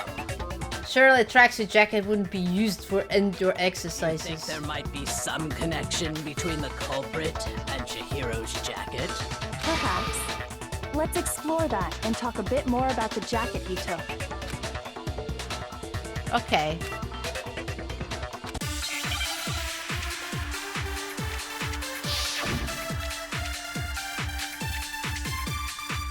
Okay, it's not Celeste account again, so yeah. First of all, we know where Chihiro was heading. Yes. He was on his way to go exercise. Yes. So next we have to ask, why did he choose the specific tracksuit that he did? What do you mean, the specific tracksuit? I got it! He picked that tracksuit because it matched the one the culprit was wearing. So, what you're saying is, the killer was wearing the same blue tracksuit as him? Nobody talk about colors! I don't even have a tracksuit. Cause exercising sucks. I have a white tracksuit personally. Nobody talk about colors. I got it from the warehouse, if you must know. Mondo. Really help us get any closer to figuring out who the culprit is? No way. Not a chance. Mondo. You heard him, right? What he just said without even realizing it? Yeah.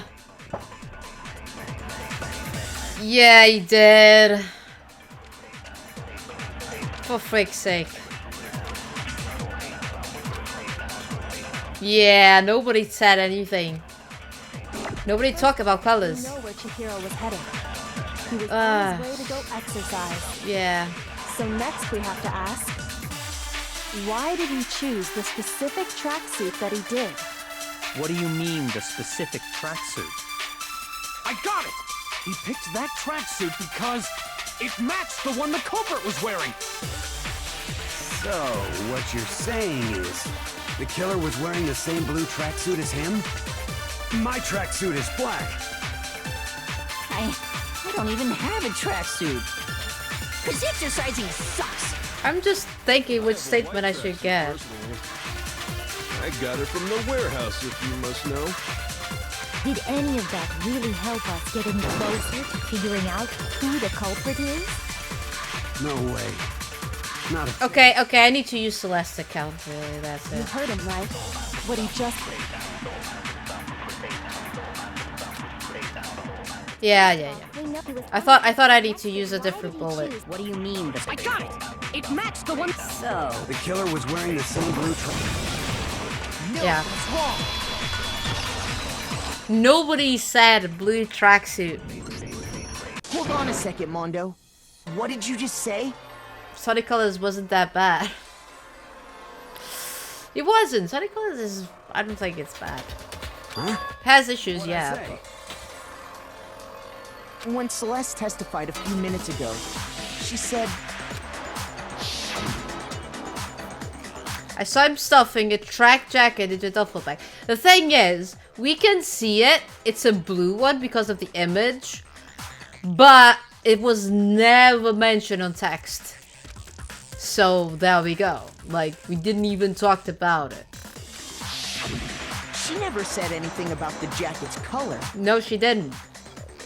On this statement, she never said anything, so yeah. Ramen place opens in 10 minutes. So why did you say Chihiro's blue tracksuit? Yeah, oh god, Mondo. You just... Nobody did anything, you just slipped, dude. Celeste, what color was Chihiro's tracksuit? As a matter of fact, it was blue. There we go. And before we began the trial, did you tell anyone that? The only one I told about any of this was you. Oh god. Mondo, how did you know what color Chihiro's tracksuit was? Because I just... I'm sure he saw... Dude, if you hadn't said the freaking color, you would, like... Nobody was suspecting of Mondo at all. Yeah. The bag and clothes were surely disposed of by the time we began our investigation. Yeah. And the only reason he could have known what color the tracksuit was is if he saw Cherry with it before he died. That's the only Yeah, it is. It's Cherry. Are you talking about Chihiro? Stop talking about food. You're making me hungry. So, how about it? I wouldn't mind the Big Mac, really. Didn't you? Just by chance. I just happened to see it last night. Mondo. He walked past me, and he was carrying the tracksuit in his hands. Mm-hmm. No, that can't be it either. According to Celeste's testimony, She stuffed the jacket into her bag in a hurry. It was almost like she was trying to hide it. And just like that, she was gone.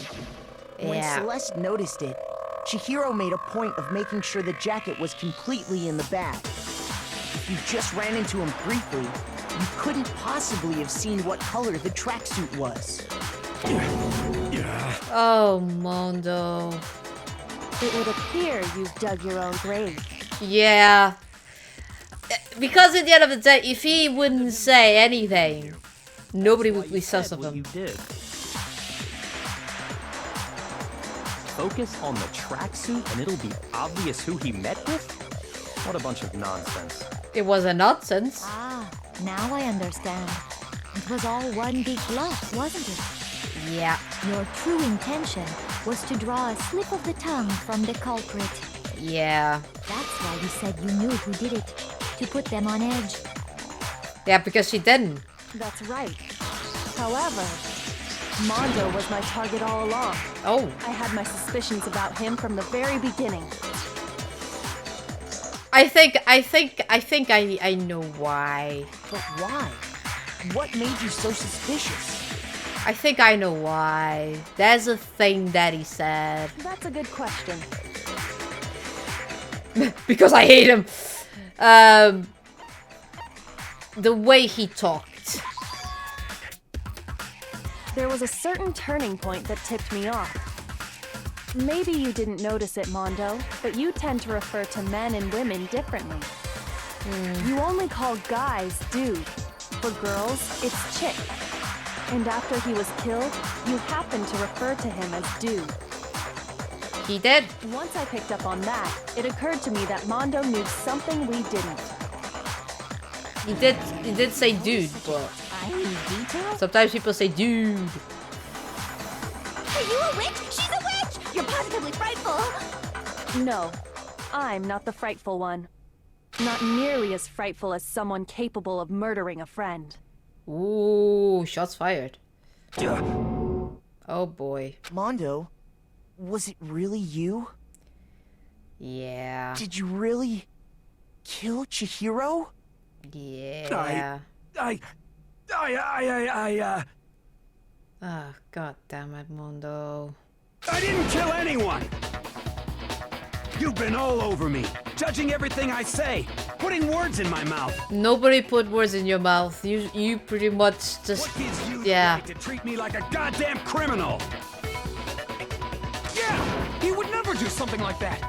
Oh god, yeah, of course. Saka will just like protect him because you know they have like the bro thing going on now. It's true. My reasoning on that is pretty shaky. That was fast. Well, this does present us with a problem. It seems we are all out of leads. My time has nearly come. What the frick, Ifumi, talk then? That's what my little ghost friend is telling me. Oh, for fuck's sake. Oh yeah, that reminds me. Hifumi, weren't you telling me you'd found some evidence? Yeah, you did say it. Really? What kind of evidence? I swear to God if it's pointless. Actually, now that I'm thinking about it here calmly, it might not be all that Someone relevant. punch Ifumi, please. Jeez, did your confidence just get up and walk away? It's fine, man. Just tell us. Yeah. If you really insist, then... Here it is. What do you have there? Ifumi is acting very sus. His time has come. Very sus. It happens to be an e-handbook. I found it laying on the ground, so I scooped it up. And it appears to be broken because it's not blue. You find it on the ground, right? Then it must belong to...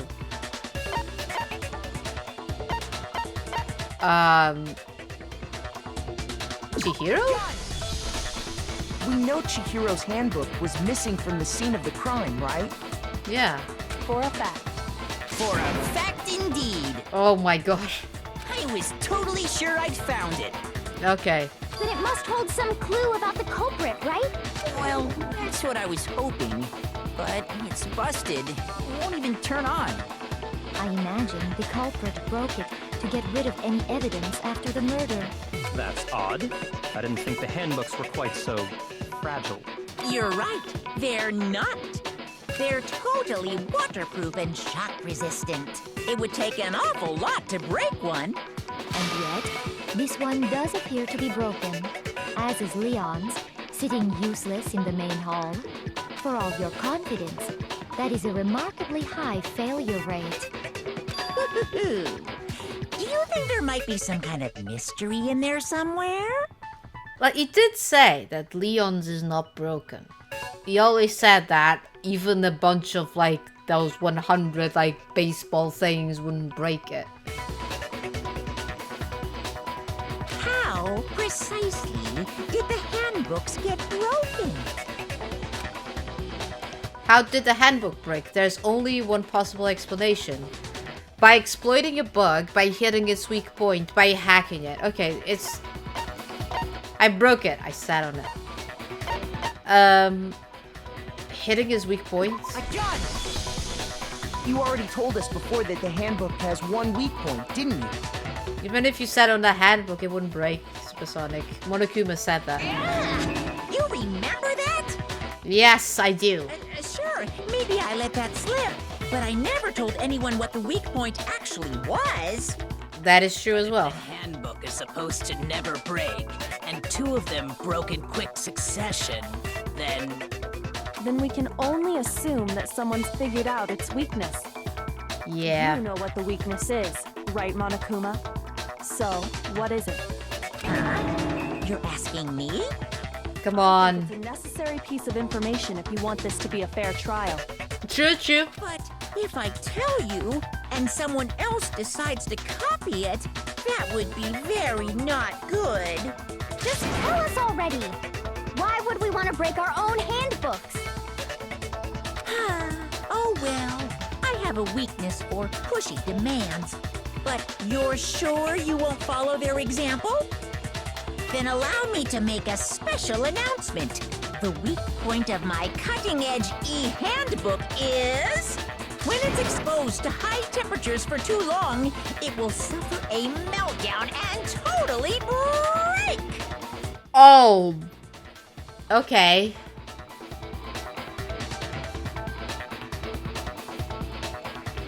Alright. I flippin' knew it! So Mondo figured it out when he did the sauna thing with Taka.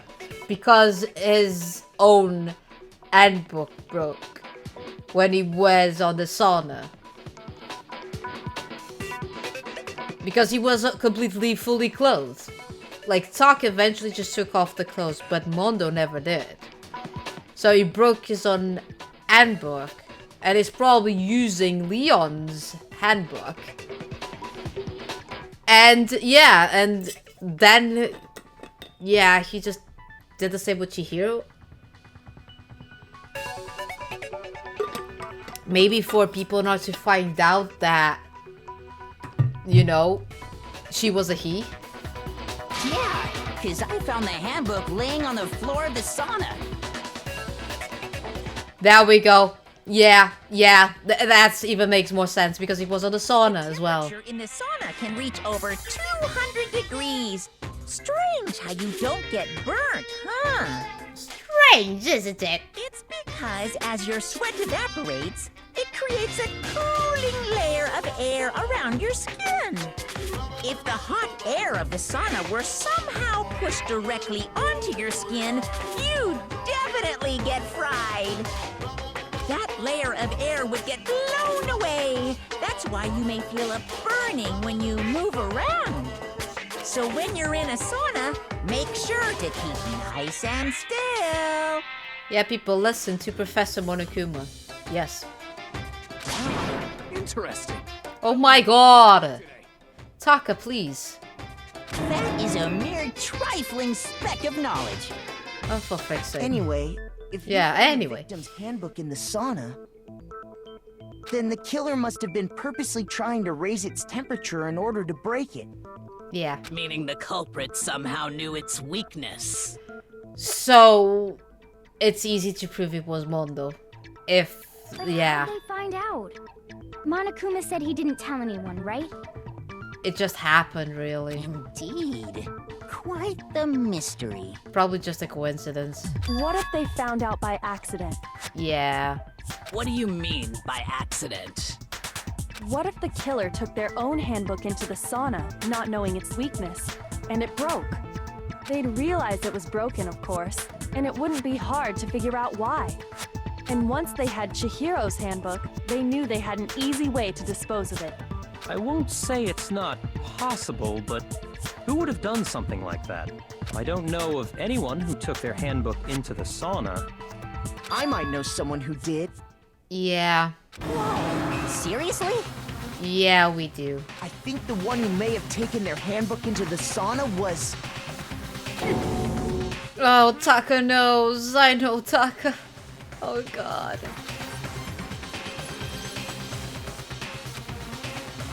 It had to be the one who wore all their clothes into the sauna. It was Mondo. He didn't take off his clothes at all.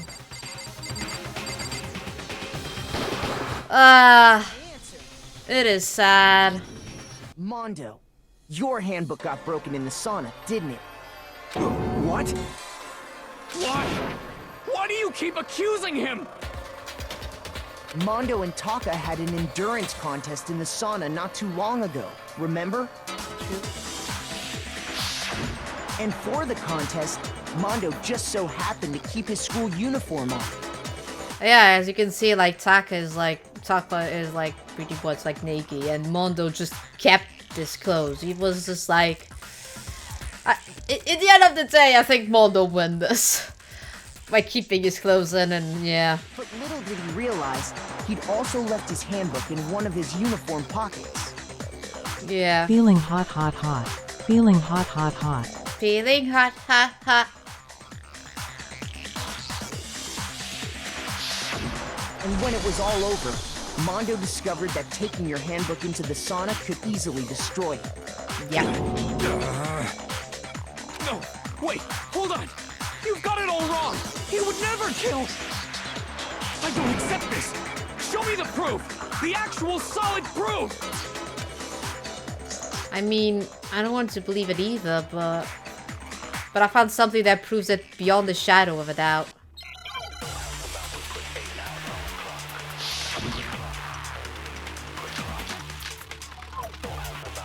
Oh, we have 3. Great. Let's test Makoto's assertion. Oh, thank you. Then Mondo. Colleen!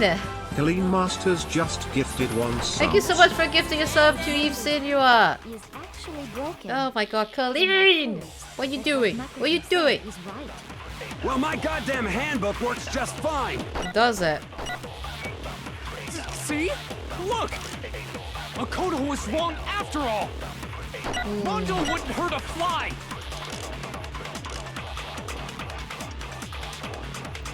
Sure, Mondo's handbook broke during the Sonic shutdown. If I can just prove that, then that will show that the handbook models must actually be because he's using Makoto's assertion. If okay, what yeah. he says is you broke your own handbook. Yes. In other words, if Mondo's handbook is actually broken, then that proves that what Makoto said is right. Yes. Well, my goddamn handbook works just fine. Oh, for frick's sake, I missed that! Well, my goddamn handbook works just fine. No. Nothing's wrong. It doesn't. It's broken. Mondo, the handbook you have right now, is it really yours? Yeah, I think he's using Leon's. Because Monokuma did say, is it broken? Is it not broken? What the fuck is that supposed to mean? Well, show us. The broken handbook that was in the main hall. Isn't that one actually yours? Yeah. What the heck are you talking about? What I mean is, I think Mondo swapped his handbook out for one that actually works. I think he took Leon's handbook and replaced it with his own. Yeah, I think so too. After all, Monokuma said himself that Leon's handbook never should have broken. That's right! The punishment it suffered wasn't nearly enough to destroy it. So then, the broken handbook in the main hall is actually Mondo's. Which would mean that the handbook Mondo has right now is actually Leon's. Yep. Yes? Yep. But doesn't that violate the school regulation that says loaning out your handbook is prohibited? Oh my god, are we talking about this again? It doesn't matter, but if the people are dead, like even Monokuma said that if people are dead, they don't even count as people. Well, here's how I look at it. There is a rule about loaning your handbook to another student, but if they're dead, they're not a student. Yeah, there we go. It's kind of a gray area, I admit. But no worries. If anything, it just makes things more interesting. As such, I decree that exchanging handbooks with a corpse is not a violation of the rules. Well, Mondo, if I'm wrong about this, you're welcome to say so. Yep. I'm happy to admit I made a mistake, but... Son of a bitch! You can swear all you want, really. What's wrong, bro? Oh, Jeffyard. Tell him he's wrong! Wow, that would be like, wow, that's it. That's it. Like dressing as Monokuma for Halloween, that's wow. You are wrong! You have to be wrong! No, we're not. Everything you just said is wrong! You made it all up! No, we did not. Okay, then why don't we look back on this case one more time, from the beginning? That way, everything will become clear, and we'll all see if I was right or wrong. Wow, Ash. Oh, here we go, the comic book thing. So, yeah, let's see this then. Okay, Chihiro is putting the tracksuit on the bag, gets caught by Celeste. Be just like, hey, yeah, like in a hurry. And stuff like that. And she sees this, which is the bag and the blue tracksuit. Yeah, I'm in a hurry, stuffing everything in. Bye. There we go. Act 2. Chihiro goes to the locker rooms and she goes to the boys' locker room. There we go. And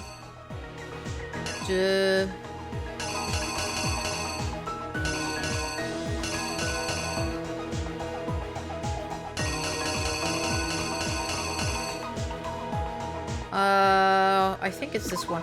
She goes in the boys' locker room. She gets in. Someone is there, which is Mondo, I guess. And then she's like, oh, I'm tired. Starts talking. And something happened behind. Oh yeah, picks up the dumbbell. Picks up the dumbbell and goes behind her. Shock, blood, and then blood in the poster, I guess. Blood in the poster, blood in the floor. Drops the dumbbell, being all in shock because killed Chihiro. Chihiro is dead. There we go. Removes the carpet. And removes the poster. Carries Chihiro.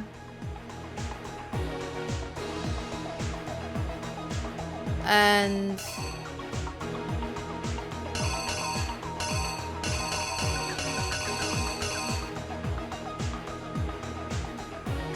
goes to the girls' locker room.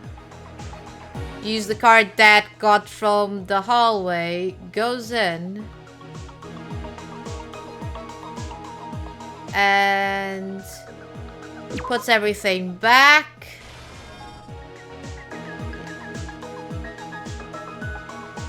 Yeah, puts everything back.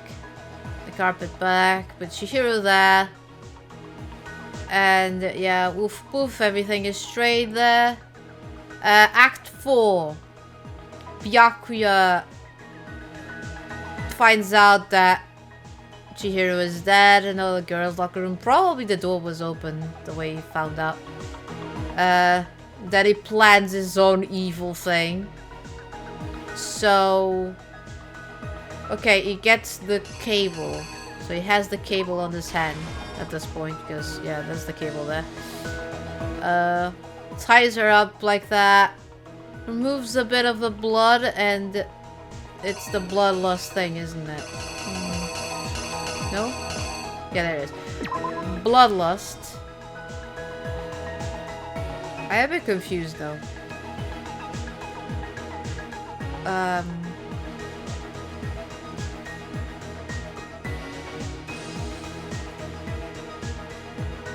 Right.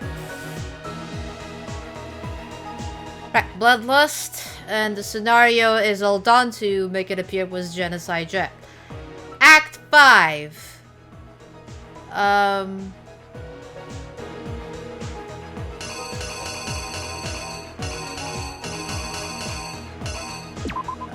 Mondo has Chihiro handbook, throws into the sauna so we can break it, and then it has like a short circuit there. I think I'm done.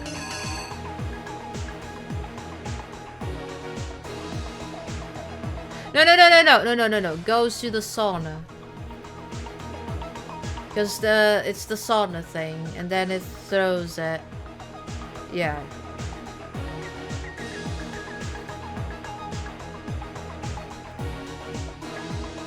Yeah.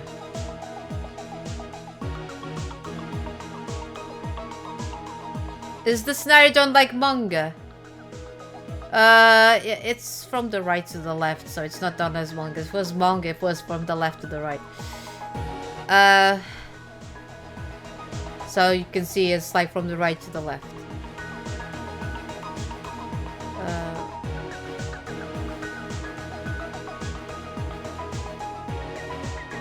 Oh no, it is, because it's from the right to the left. What am I saying? See, because we write from the left to the... I am being dumb. Yes, I think it is. Yes. Pika's being Pika. Yeah. I am... don't mind me. Brain being brain. Don't worry about it. I think we...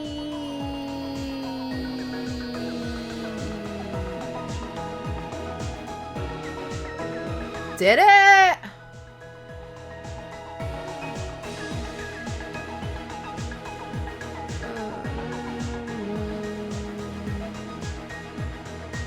Ba, ba, ba.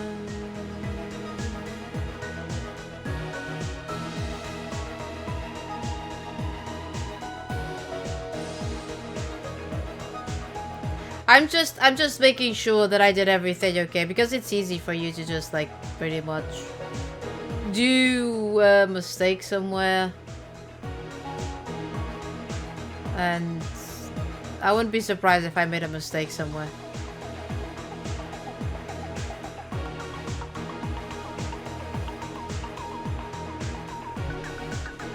I don't know. Yeah, he rides at the sauna, goes and throws it.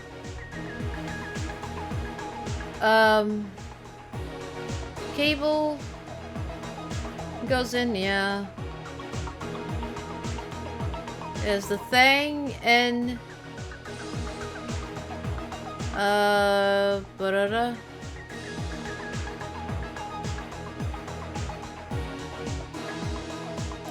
Well, I think we're done. If I make a mistake, it is how it is. First, let's take a look back to before the incident.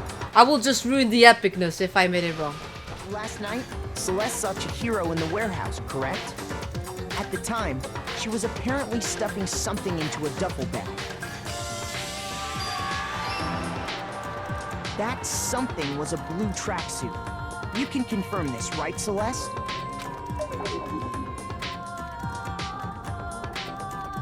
With bag in hand, Chihiro headed out, even though it was officially nighttime. She made her way to the locker room, specifically the boys' locker room. But how could the victim, who was apparently a girl, access the boys' locker rooms? There we go. It was switched. Simple, because she was really a he. There we go. Which is why he was able to use his own e-handbook to gain entrance to the boys' locker room. Once inside, he met with someone there. And the person he met was the one who killed him. It seems likely that the killer grabbed the nearby dumbbell, approached the unsuspecting Chihiro,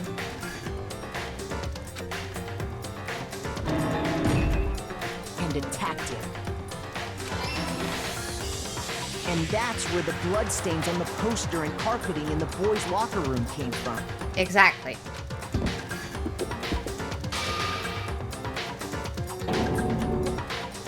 It was likely in the heat of the moment. The body was arranged, but the murder itself felt unplanned. Which is why the killer hurried to try and hide the act. First, pulling up the bloodstained carpet, then removing the bloody poster, and finally carrying the corpse into the girls' locker room. A girl's handbook was necessary to get into the locker room, of course. But this alone... Hi, Jeff Yard. Thank you so much for being here. ...necessarily a girl. After all, Sayaka and Junko's handbooks had been placed in the main hall. Using one of those, a boy could get into the girls' locker room without much problem. And that's exactly how the killer did it.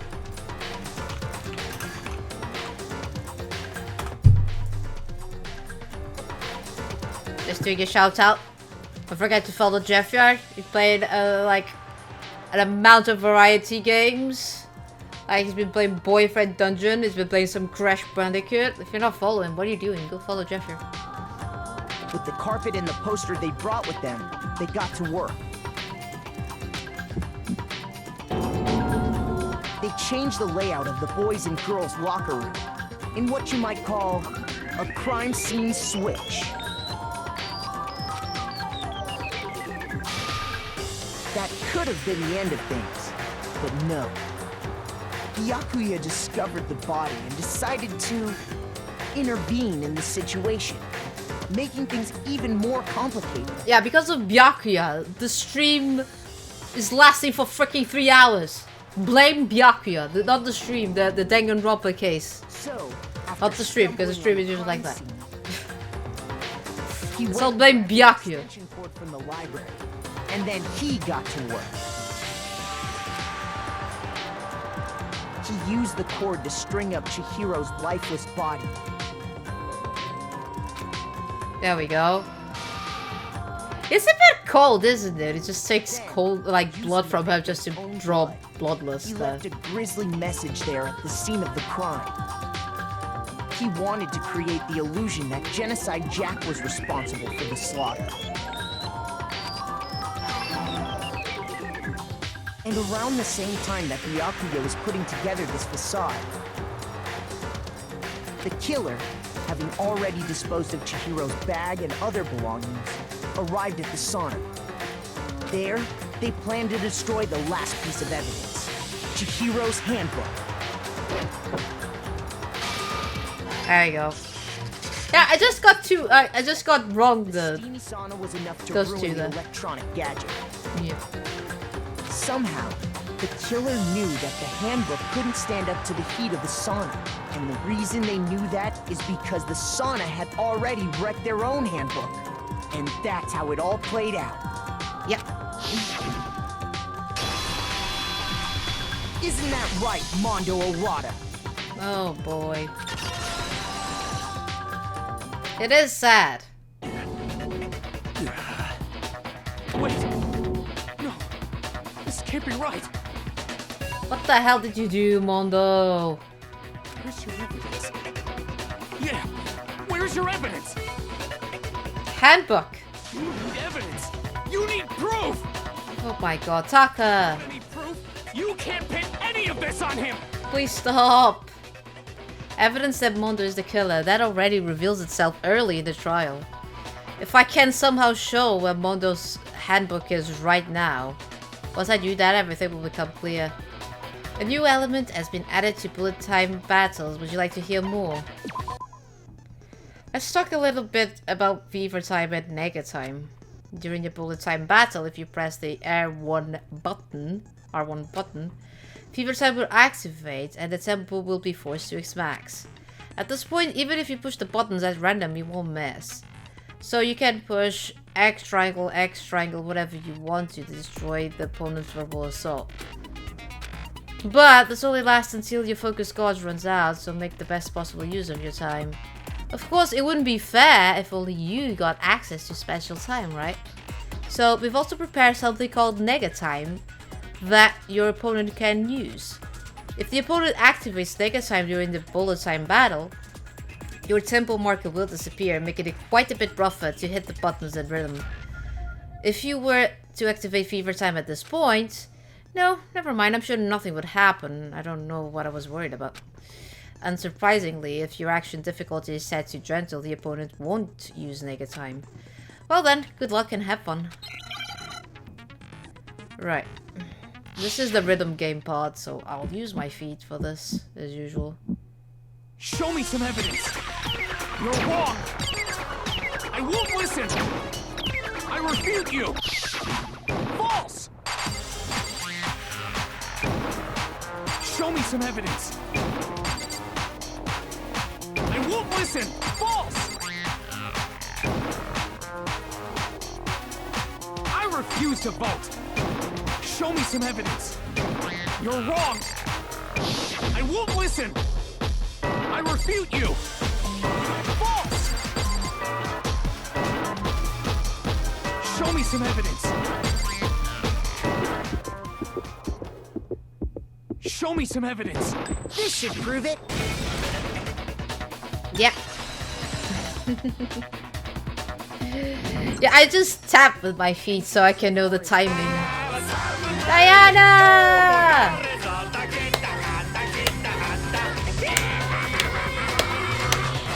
Samurai. Dan once Diana raided my stream with 8 views. Ba-da-da-da. Welcome in, Raiders! How's it going? Hope everybody's doing good. What were you playing? What were you playing, Diana? Welcome in. Why isn't my bot? My bot is weird. But yeah, welcome in, Diana, Leaf Dreamer, Remy the Rat. Welcome on in. Welcome on in. There we go, playing some Sonic and All-Stars Racing Transform. I hope you had a really fun stream. It's been a while since I played that. I need to go again with that. Sonic and All-Stars Racing. I think even Ryo Hazuki is on that one as well. It was like the DLC. You're 100% in it. Oh. Ooh. I suck at it. Ah, it's practice. You will get used to it. As long as you have fun, that's all that matters. You'll get the call there.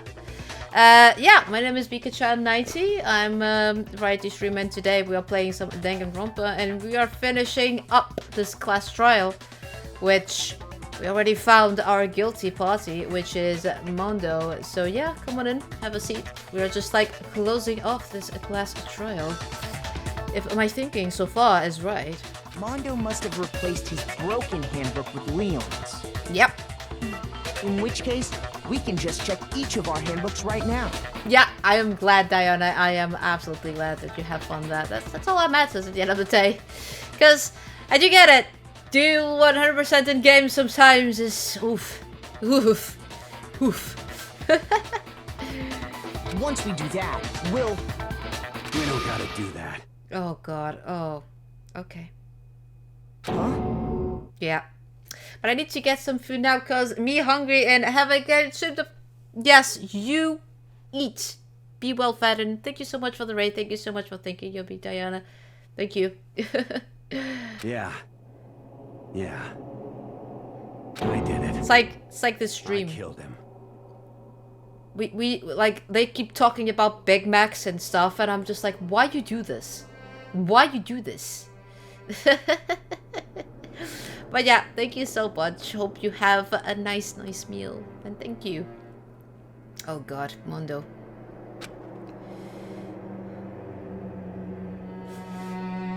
Oh, yeah, we got it. We did it. We did it. We did it. We got it. He admit it. He admit it.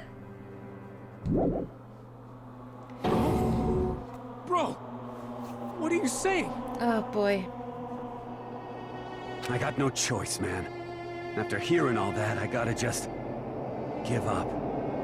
Well, he really doesn't have a choice. Everything was pointing towards him, so... Yeah. Go ahead, Monokuma. Get it over with. Ask for the goddamn verdict. Roger that! Oh my god. Wait! Hold on! Taka! No waiting! No holding on! Time for the moment we've all been waiting for! Grab your lever and give it a yank! Yeah, that didn't sound bad at all. Who will you elect as the Blackened this time around? Will you make the right choice or the dreadfully wrong one? What's it gonna be? What's it gonna be? Oh god. Well...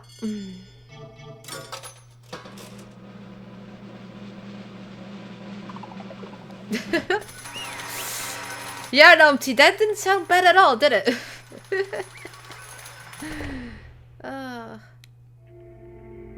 What?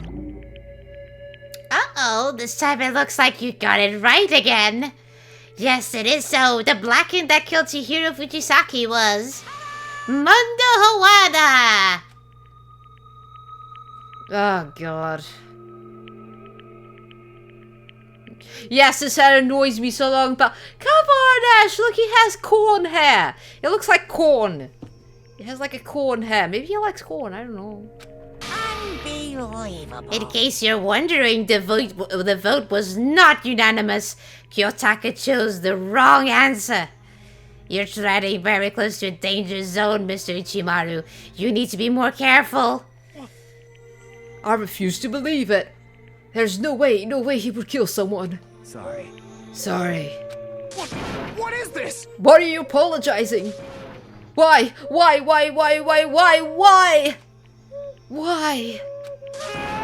Why did you do it?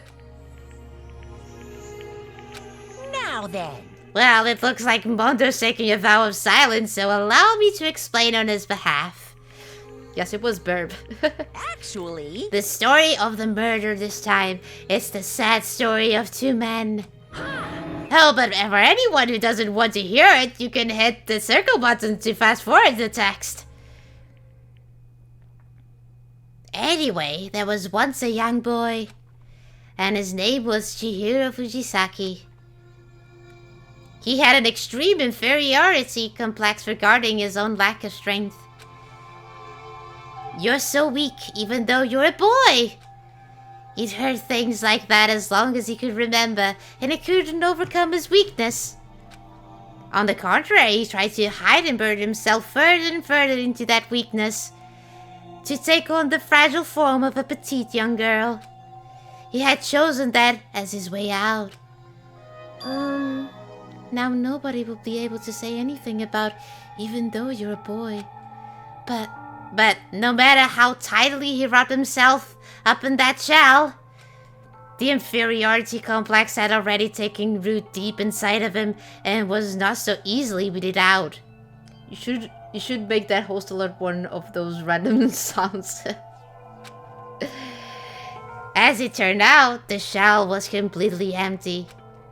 The complex didn't disappear. Instead, it only grew stronger and stronger. I'm weak. Weak, weak, weak, weak, weak, weak, weak, weak. Can I just say that this is terrible writing? Once the killing game had become here at the school, he had no choice but to accept this fact. After all, the world is survival of the fittest. If you're not strong, you don't survive. And then, the lovely and hateful Monokuma announced the revealing of the embarrassing secrets. Which of course included Chihiro's embarrassing secret, which I was more than willing to divulge. Even though he dresses like a girl, Chihiro is actually a boy. Hey, And that was something Chihiro couldn't let anyone find out, no matter the cost. If that was revealed, it would be the end. The hardened shell would crack, the armor would fall away. Without a doubt, those around him would torture him more than ever before. Everyone figured being thrust into such a dilemma must have sent him spiraling into despair. What? And yet... I'm sorry. I'm sorry. I don't really want to talk about it right now. But I don't want to leave things the way they are, so maybe I can talk about it later. After I try my best to become strong, then I can tell everyone. Annoyingly, he used the threat of discovery to motivate himself to become stronger. That's right. Now's my chance. I want to change. I'm going to get stronger and accept who I am. Strong enough so that when someone says, even though you're a boy, I'll be okay. I'll get better. With that thought at the front of his mind, he resolved to take immediate action. And so...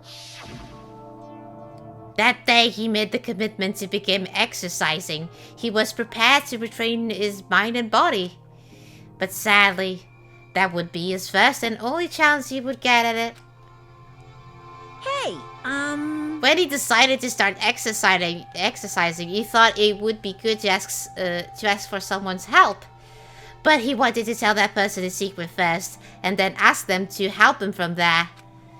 And the person he went to... Yeah, that's right. It was me. Yep, it sure was! The biker gun fella had been painfully clear about how important his manly promises were. So Chihiro probably figured that even if he confided in Mondo, his honor would make him keep his secret.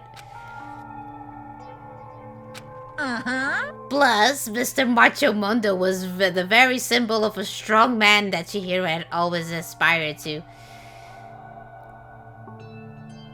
Maybe talking to Mondo about it will help give me some courage. So, okay, this is Monokuma. So he went and asked Mondo to help him become strong. That was his aspiration. And he thought that only with Mondo's support will he be able to come close to that. Correct. So then, that must be why Mondo did what he did, to keep the promise he made to Chihiro. Did what he did? You mean that's why Mondo carried Chihiro from the boys' locker room into the girls' locker room? Indeed. Yes, that's exactly what I mean. Wasn't that to cover up what he'd done? Certainly. That could have been part of it, but I don't think it was the main reason.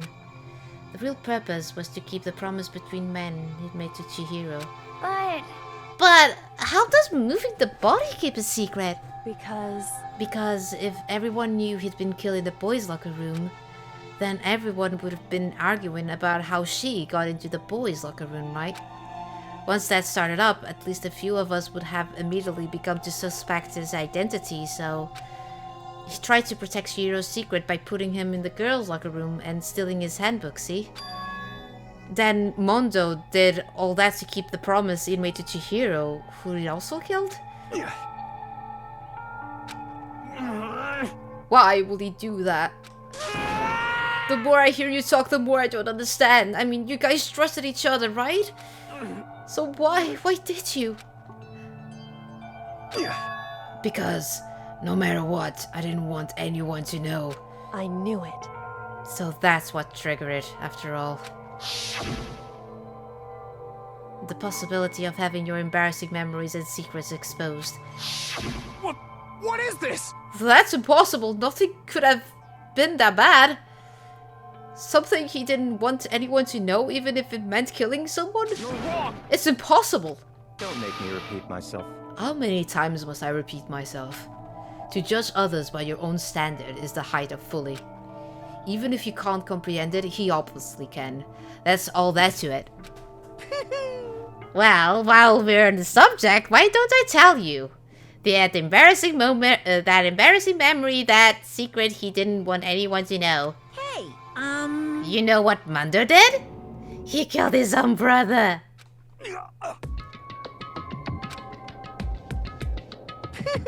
Mondo, the ultimate biker gang leader, makes all the hoodlums and riffraff across the country tremble.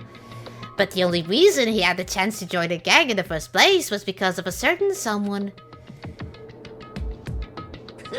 Mondo's older brother name was Daya Owada. Mondo had nothing but respect for him. It was because of Daya that Mondo ever got on a motorcycle. Mondo's brother was his only family growing up. He was the only one Mondo could trust or respect. He wanted to measure up to his old big brother, so he imitated him in everything he did. Mondo was the epitome of the starry-eyed kid brother. Meanwhile, the charismatic old brother had put together a local motorcycle gang. And before anyone knew it, it had grown into the biggest biker gang in the country. Daya, the older brother, number one in the gang, and his number two is younger brother Mondo. In the beginning, everything was peaches and gravy. But when Mondo started to think about how he would have to take over the gang from his brother someday, his brother's greatness, his reputation began to gnaw on Mondo's very soul. The kid's gonna take over for Daya, huh? Daya created this gang with his bare hands. Mondo's just along for the ride. Can someone like that really be our leader? All that'll do is make the gang look bad. Almost every day, Mondo heard the gossip and whispers of the other members of the gang, which is why I gotta get stronger than Daya. Just one time. No matter what, I gotta win. Don't fuck with me. I don't care what it takes. I gotta come out on top. And on the night of his amazing brother's retirement ceremony, Mondo challenged him to a street race. But during the race, tragedy struck. The kid brother pushed ahead with reckless abandon, eager for victory, and dashed into oncoming traffic. But suddenly...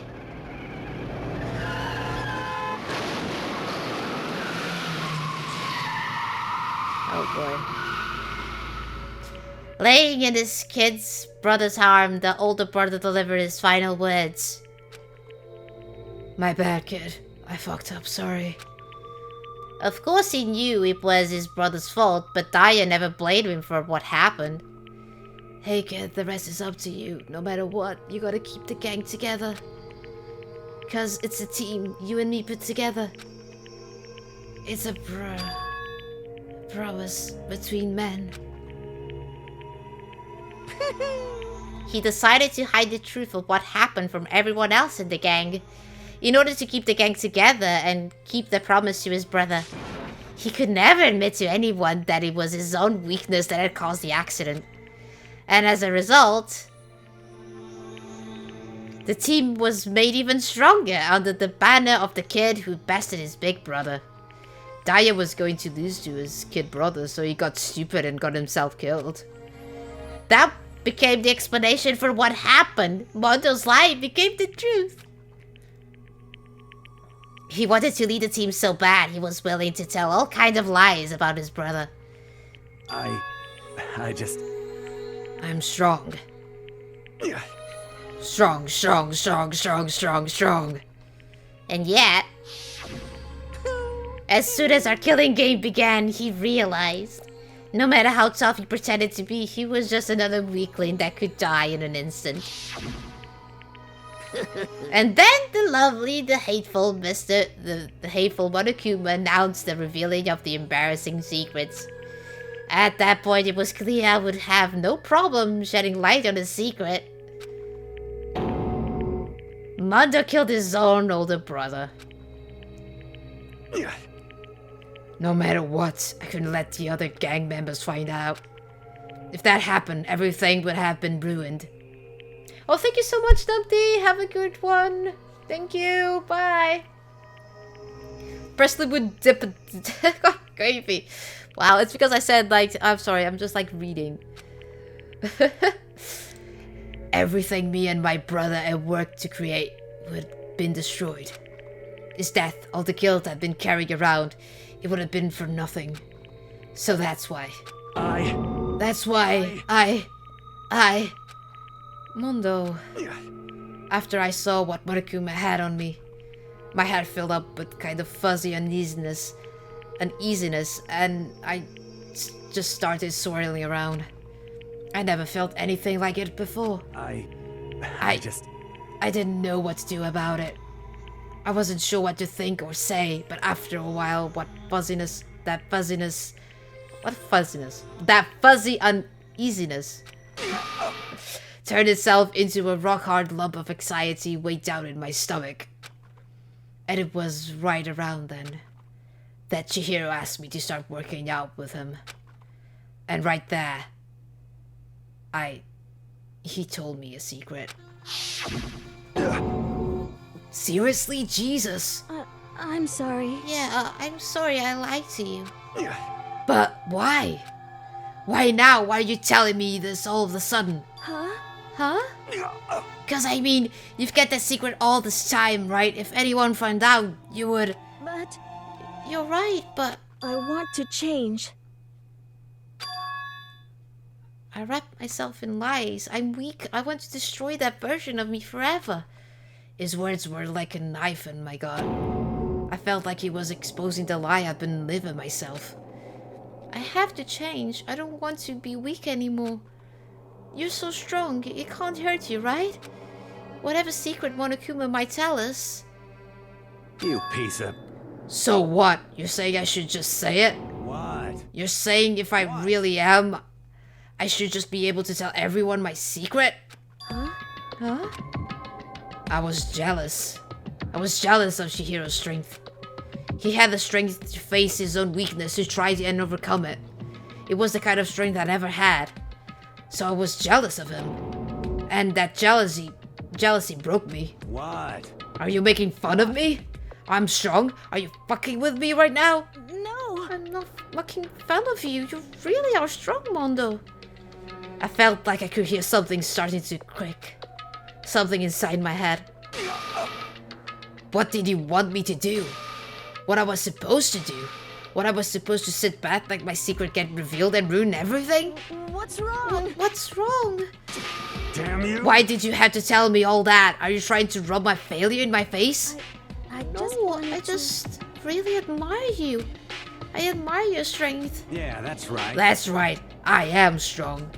Strong. I am strong. Strong, strong, strong, strong, strong, strong.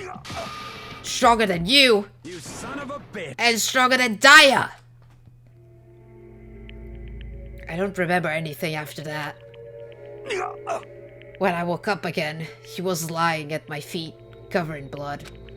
I had a dumbbell in my hand, and I was just staring at him, down on the ground. Hey. I killed him. I killed Chihiro. Even after all this time, I'm still just as weak as I've always been. And thanks to that, I did something I can never take back. Mondo. He was normally so aggressive, so angry. He hid that weak side away from everyone. That was a secret. A weakness like that lived in a heart like his, and it turned him cold-blooded. God damn it. Look at him, you see? You're all just like him. For a secret from the past, for a memory. For that he killed another living human in cold blood. He couldn't cut free of his regrets from the outside world. He doesn't know what true strength is. Do you see hope anywhere in there? Cause I sure don't. You bastard. Just shut up, you son of a bitch. Go ahead, say it again, I dare you. Whoa, he's swearing. Okay, I'll say it as many times as I want, is what I want to say, but... Unfortunately, I can't do that right now because it's time for punishing is fast approaching. Punishing? It can't be. You mean execution? Well now. That's what I promise you, right? The blacken that disturbs the peace will be punished. Ridiculous. Hold on. Now then. A very special punishment. For Mondo Iwata, the ultimate biker gang leader. No, wait. Let's give it everything we've got. It's punishment time. I said wait. Sorry, man. I couldn't keep the promise we made. From one man to another. Wow. Game over. Mondo has been found guilty. Time for punishment. Oh. Okay. Okay, Colleen, no worries.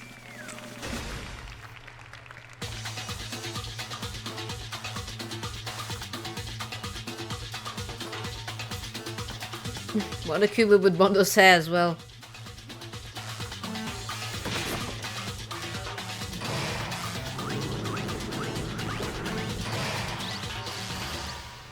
The Cage of Death.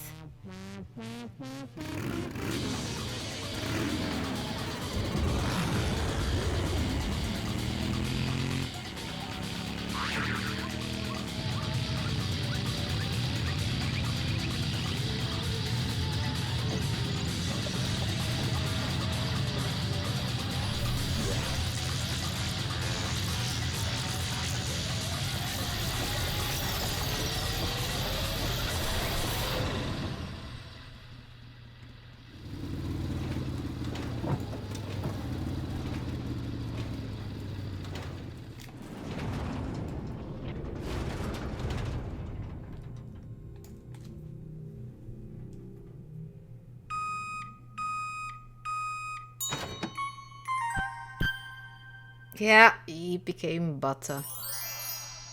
Mondo has become butter. That is... wow. Laugh at death, and your soul will forever be at peace. He can't be. My brother. Another murder, another execution. I want to feel again. Everyone's lives are taking so lightly here. I feel like I might be going mad. Maybe I'll just let it happen. Taka. Boy. Oh no. As Taka's sad screams invaded our skulls, we were each forced to realize once again. But he, of course, he had to. What a disappointment. This is the end of the game. Byakuya? What is this? You're completely insane, you know that? A game? One of our friends is dead. Do you realize that? Naturally. Of course I do, because this game is life or death. Hey.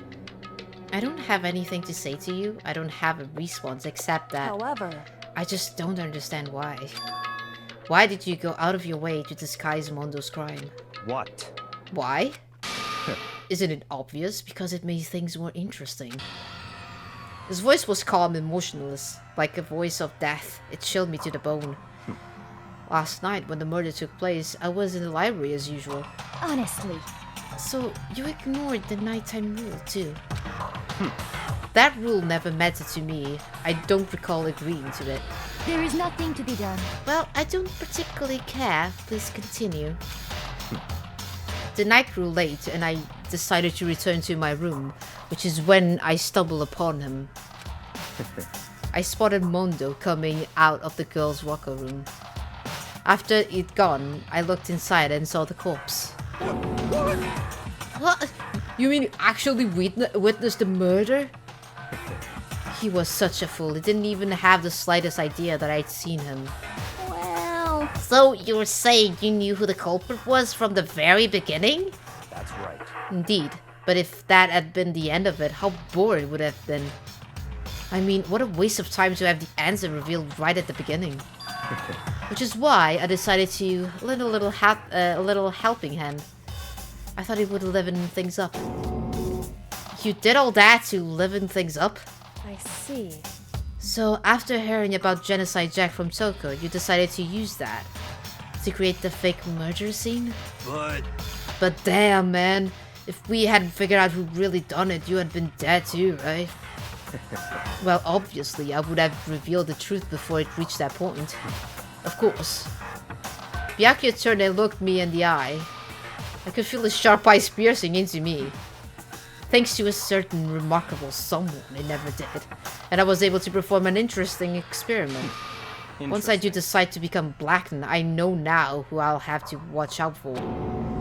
What the frick? Correct. So that was your reason. Are you satisfied? Indeed. Yes, we're done listening to your story. Moving on. Hey. There's something I'd like to ask Monokuma. What's this? Oh, I'm up next? You... You like to perform these elaborate executions each time, correct? My question is, why? Do you like them? But you know, this punishment, this despair, it's not just for you. All this punishment, all this despair is my gift to mankind itself. What? You're over-exaggerating. I am not over-exaggerating. These punishments are meant to transform all hope into despair. Damn. What do you mean?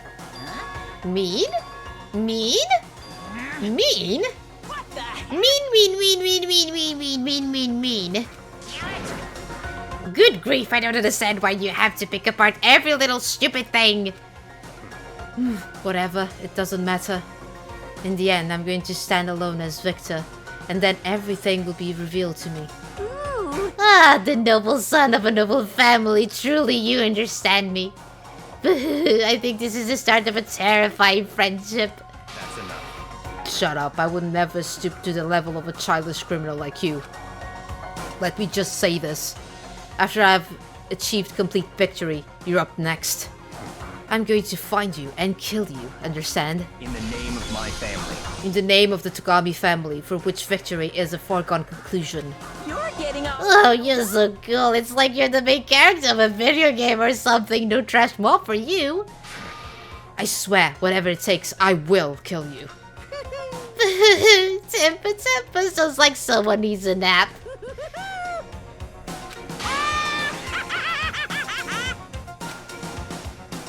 Oh well, and that's it.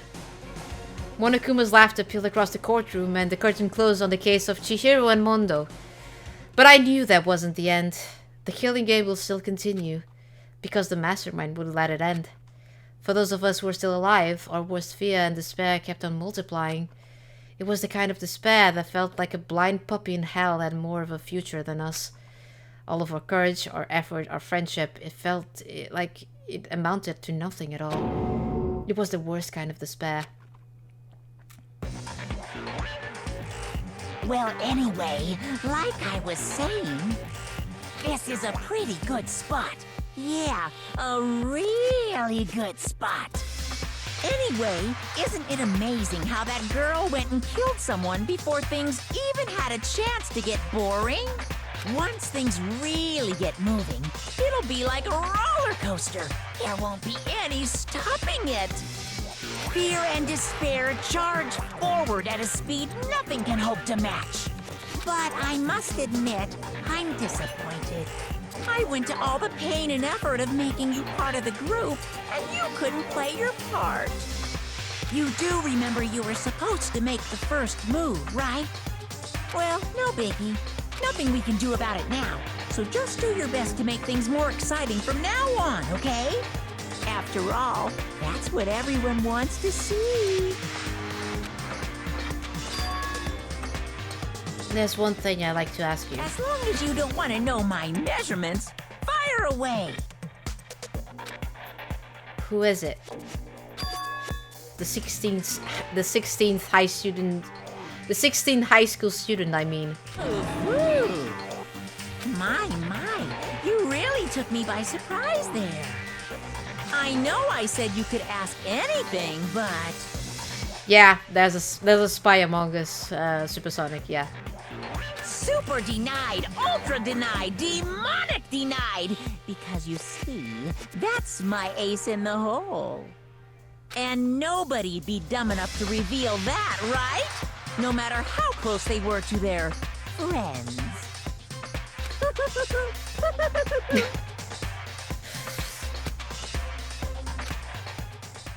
Yeah, I think it's Ben. I agree with that. I think Ben would be like the spy. Ben is way too sus. Well, last 2 students. 10 remain. Hey Ben, how's it going? We're not talking about you. I don't know. You received a crazy diamond present. Yeah, I think I am going to save it here. We're going to stop here for today, the stream, so I will just save it here. So yeah. Yeah, I'm not going forward with this, so there we go. We'll shall continue Danganronpa next week. So new chapter, new things.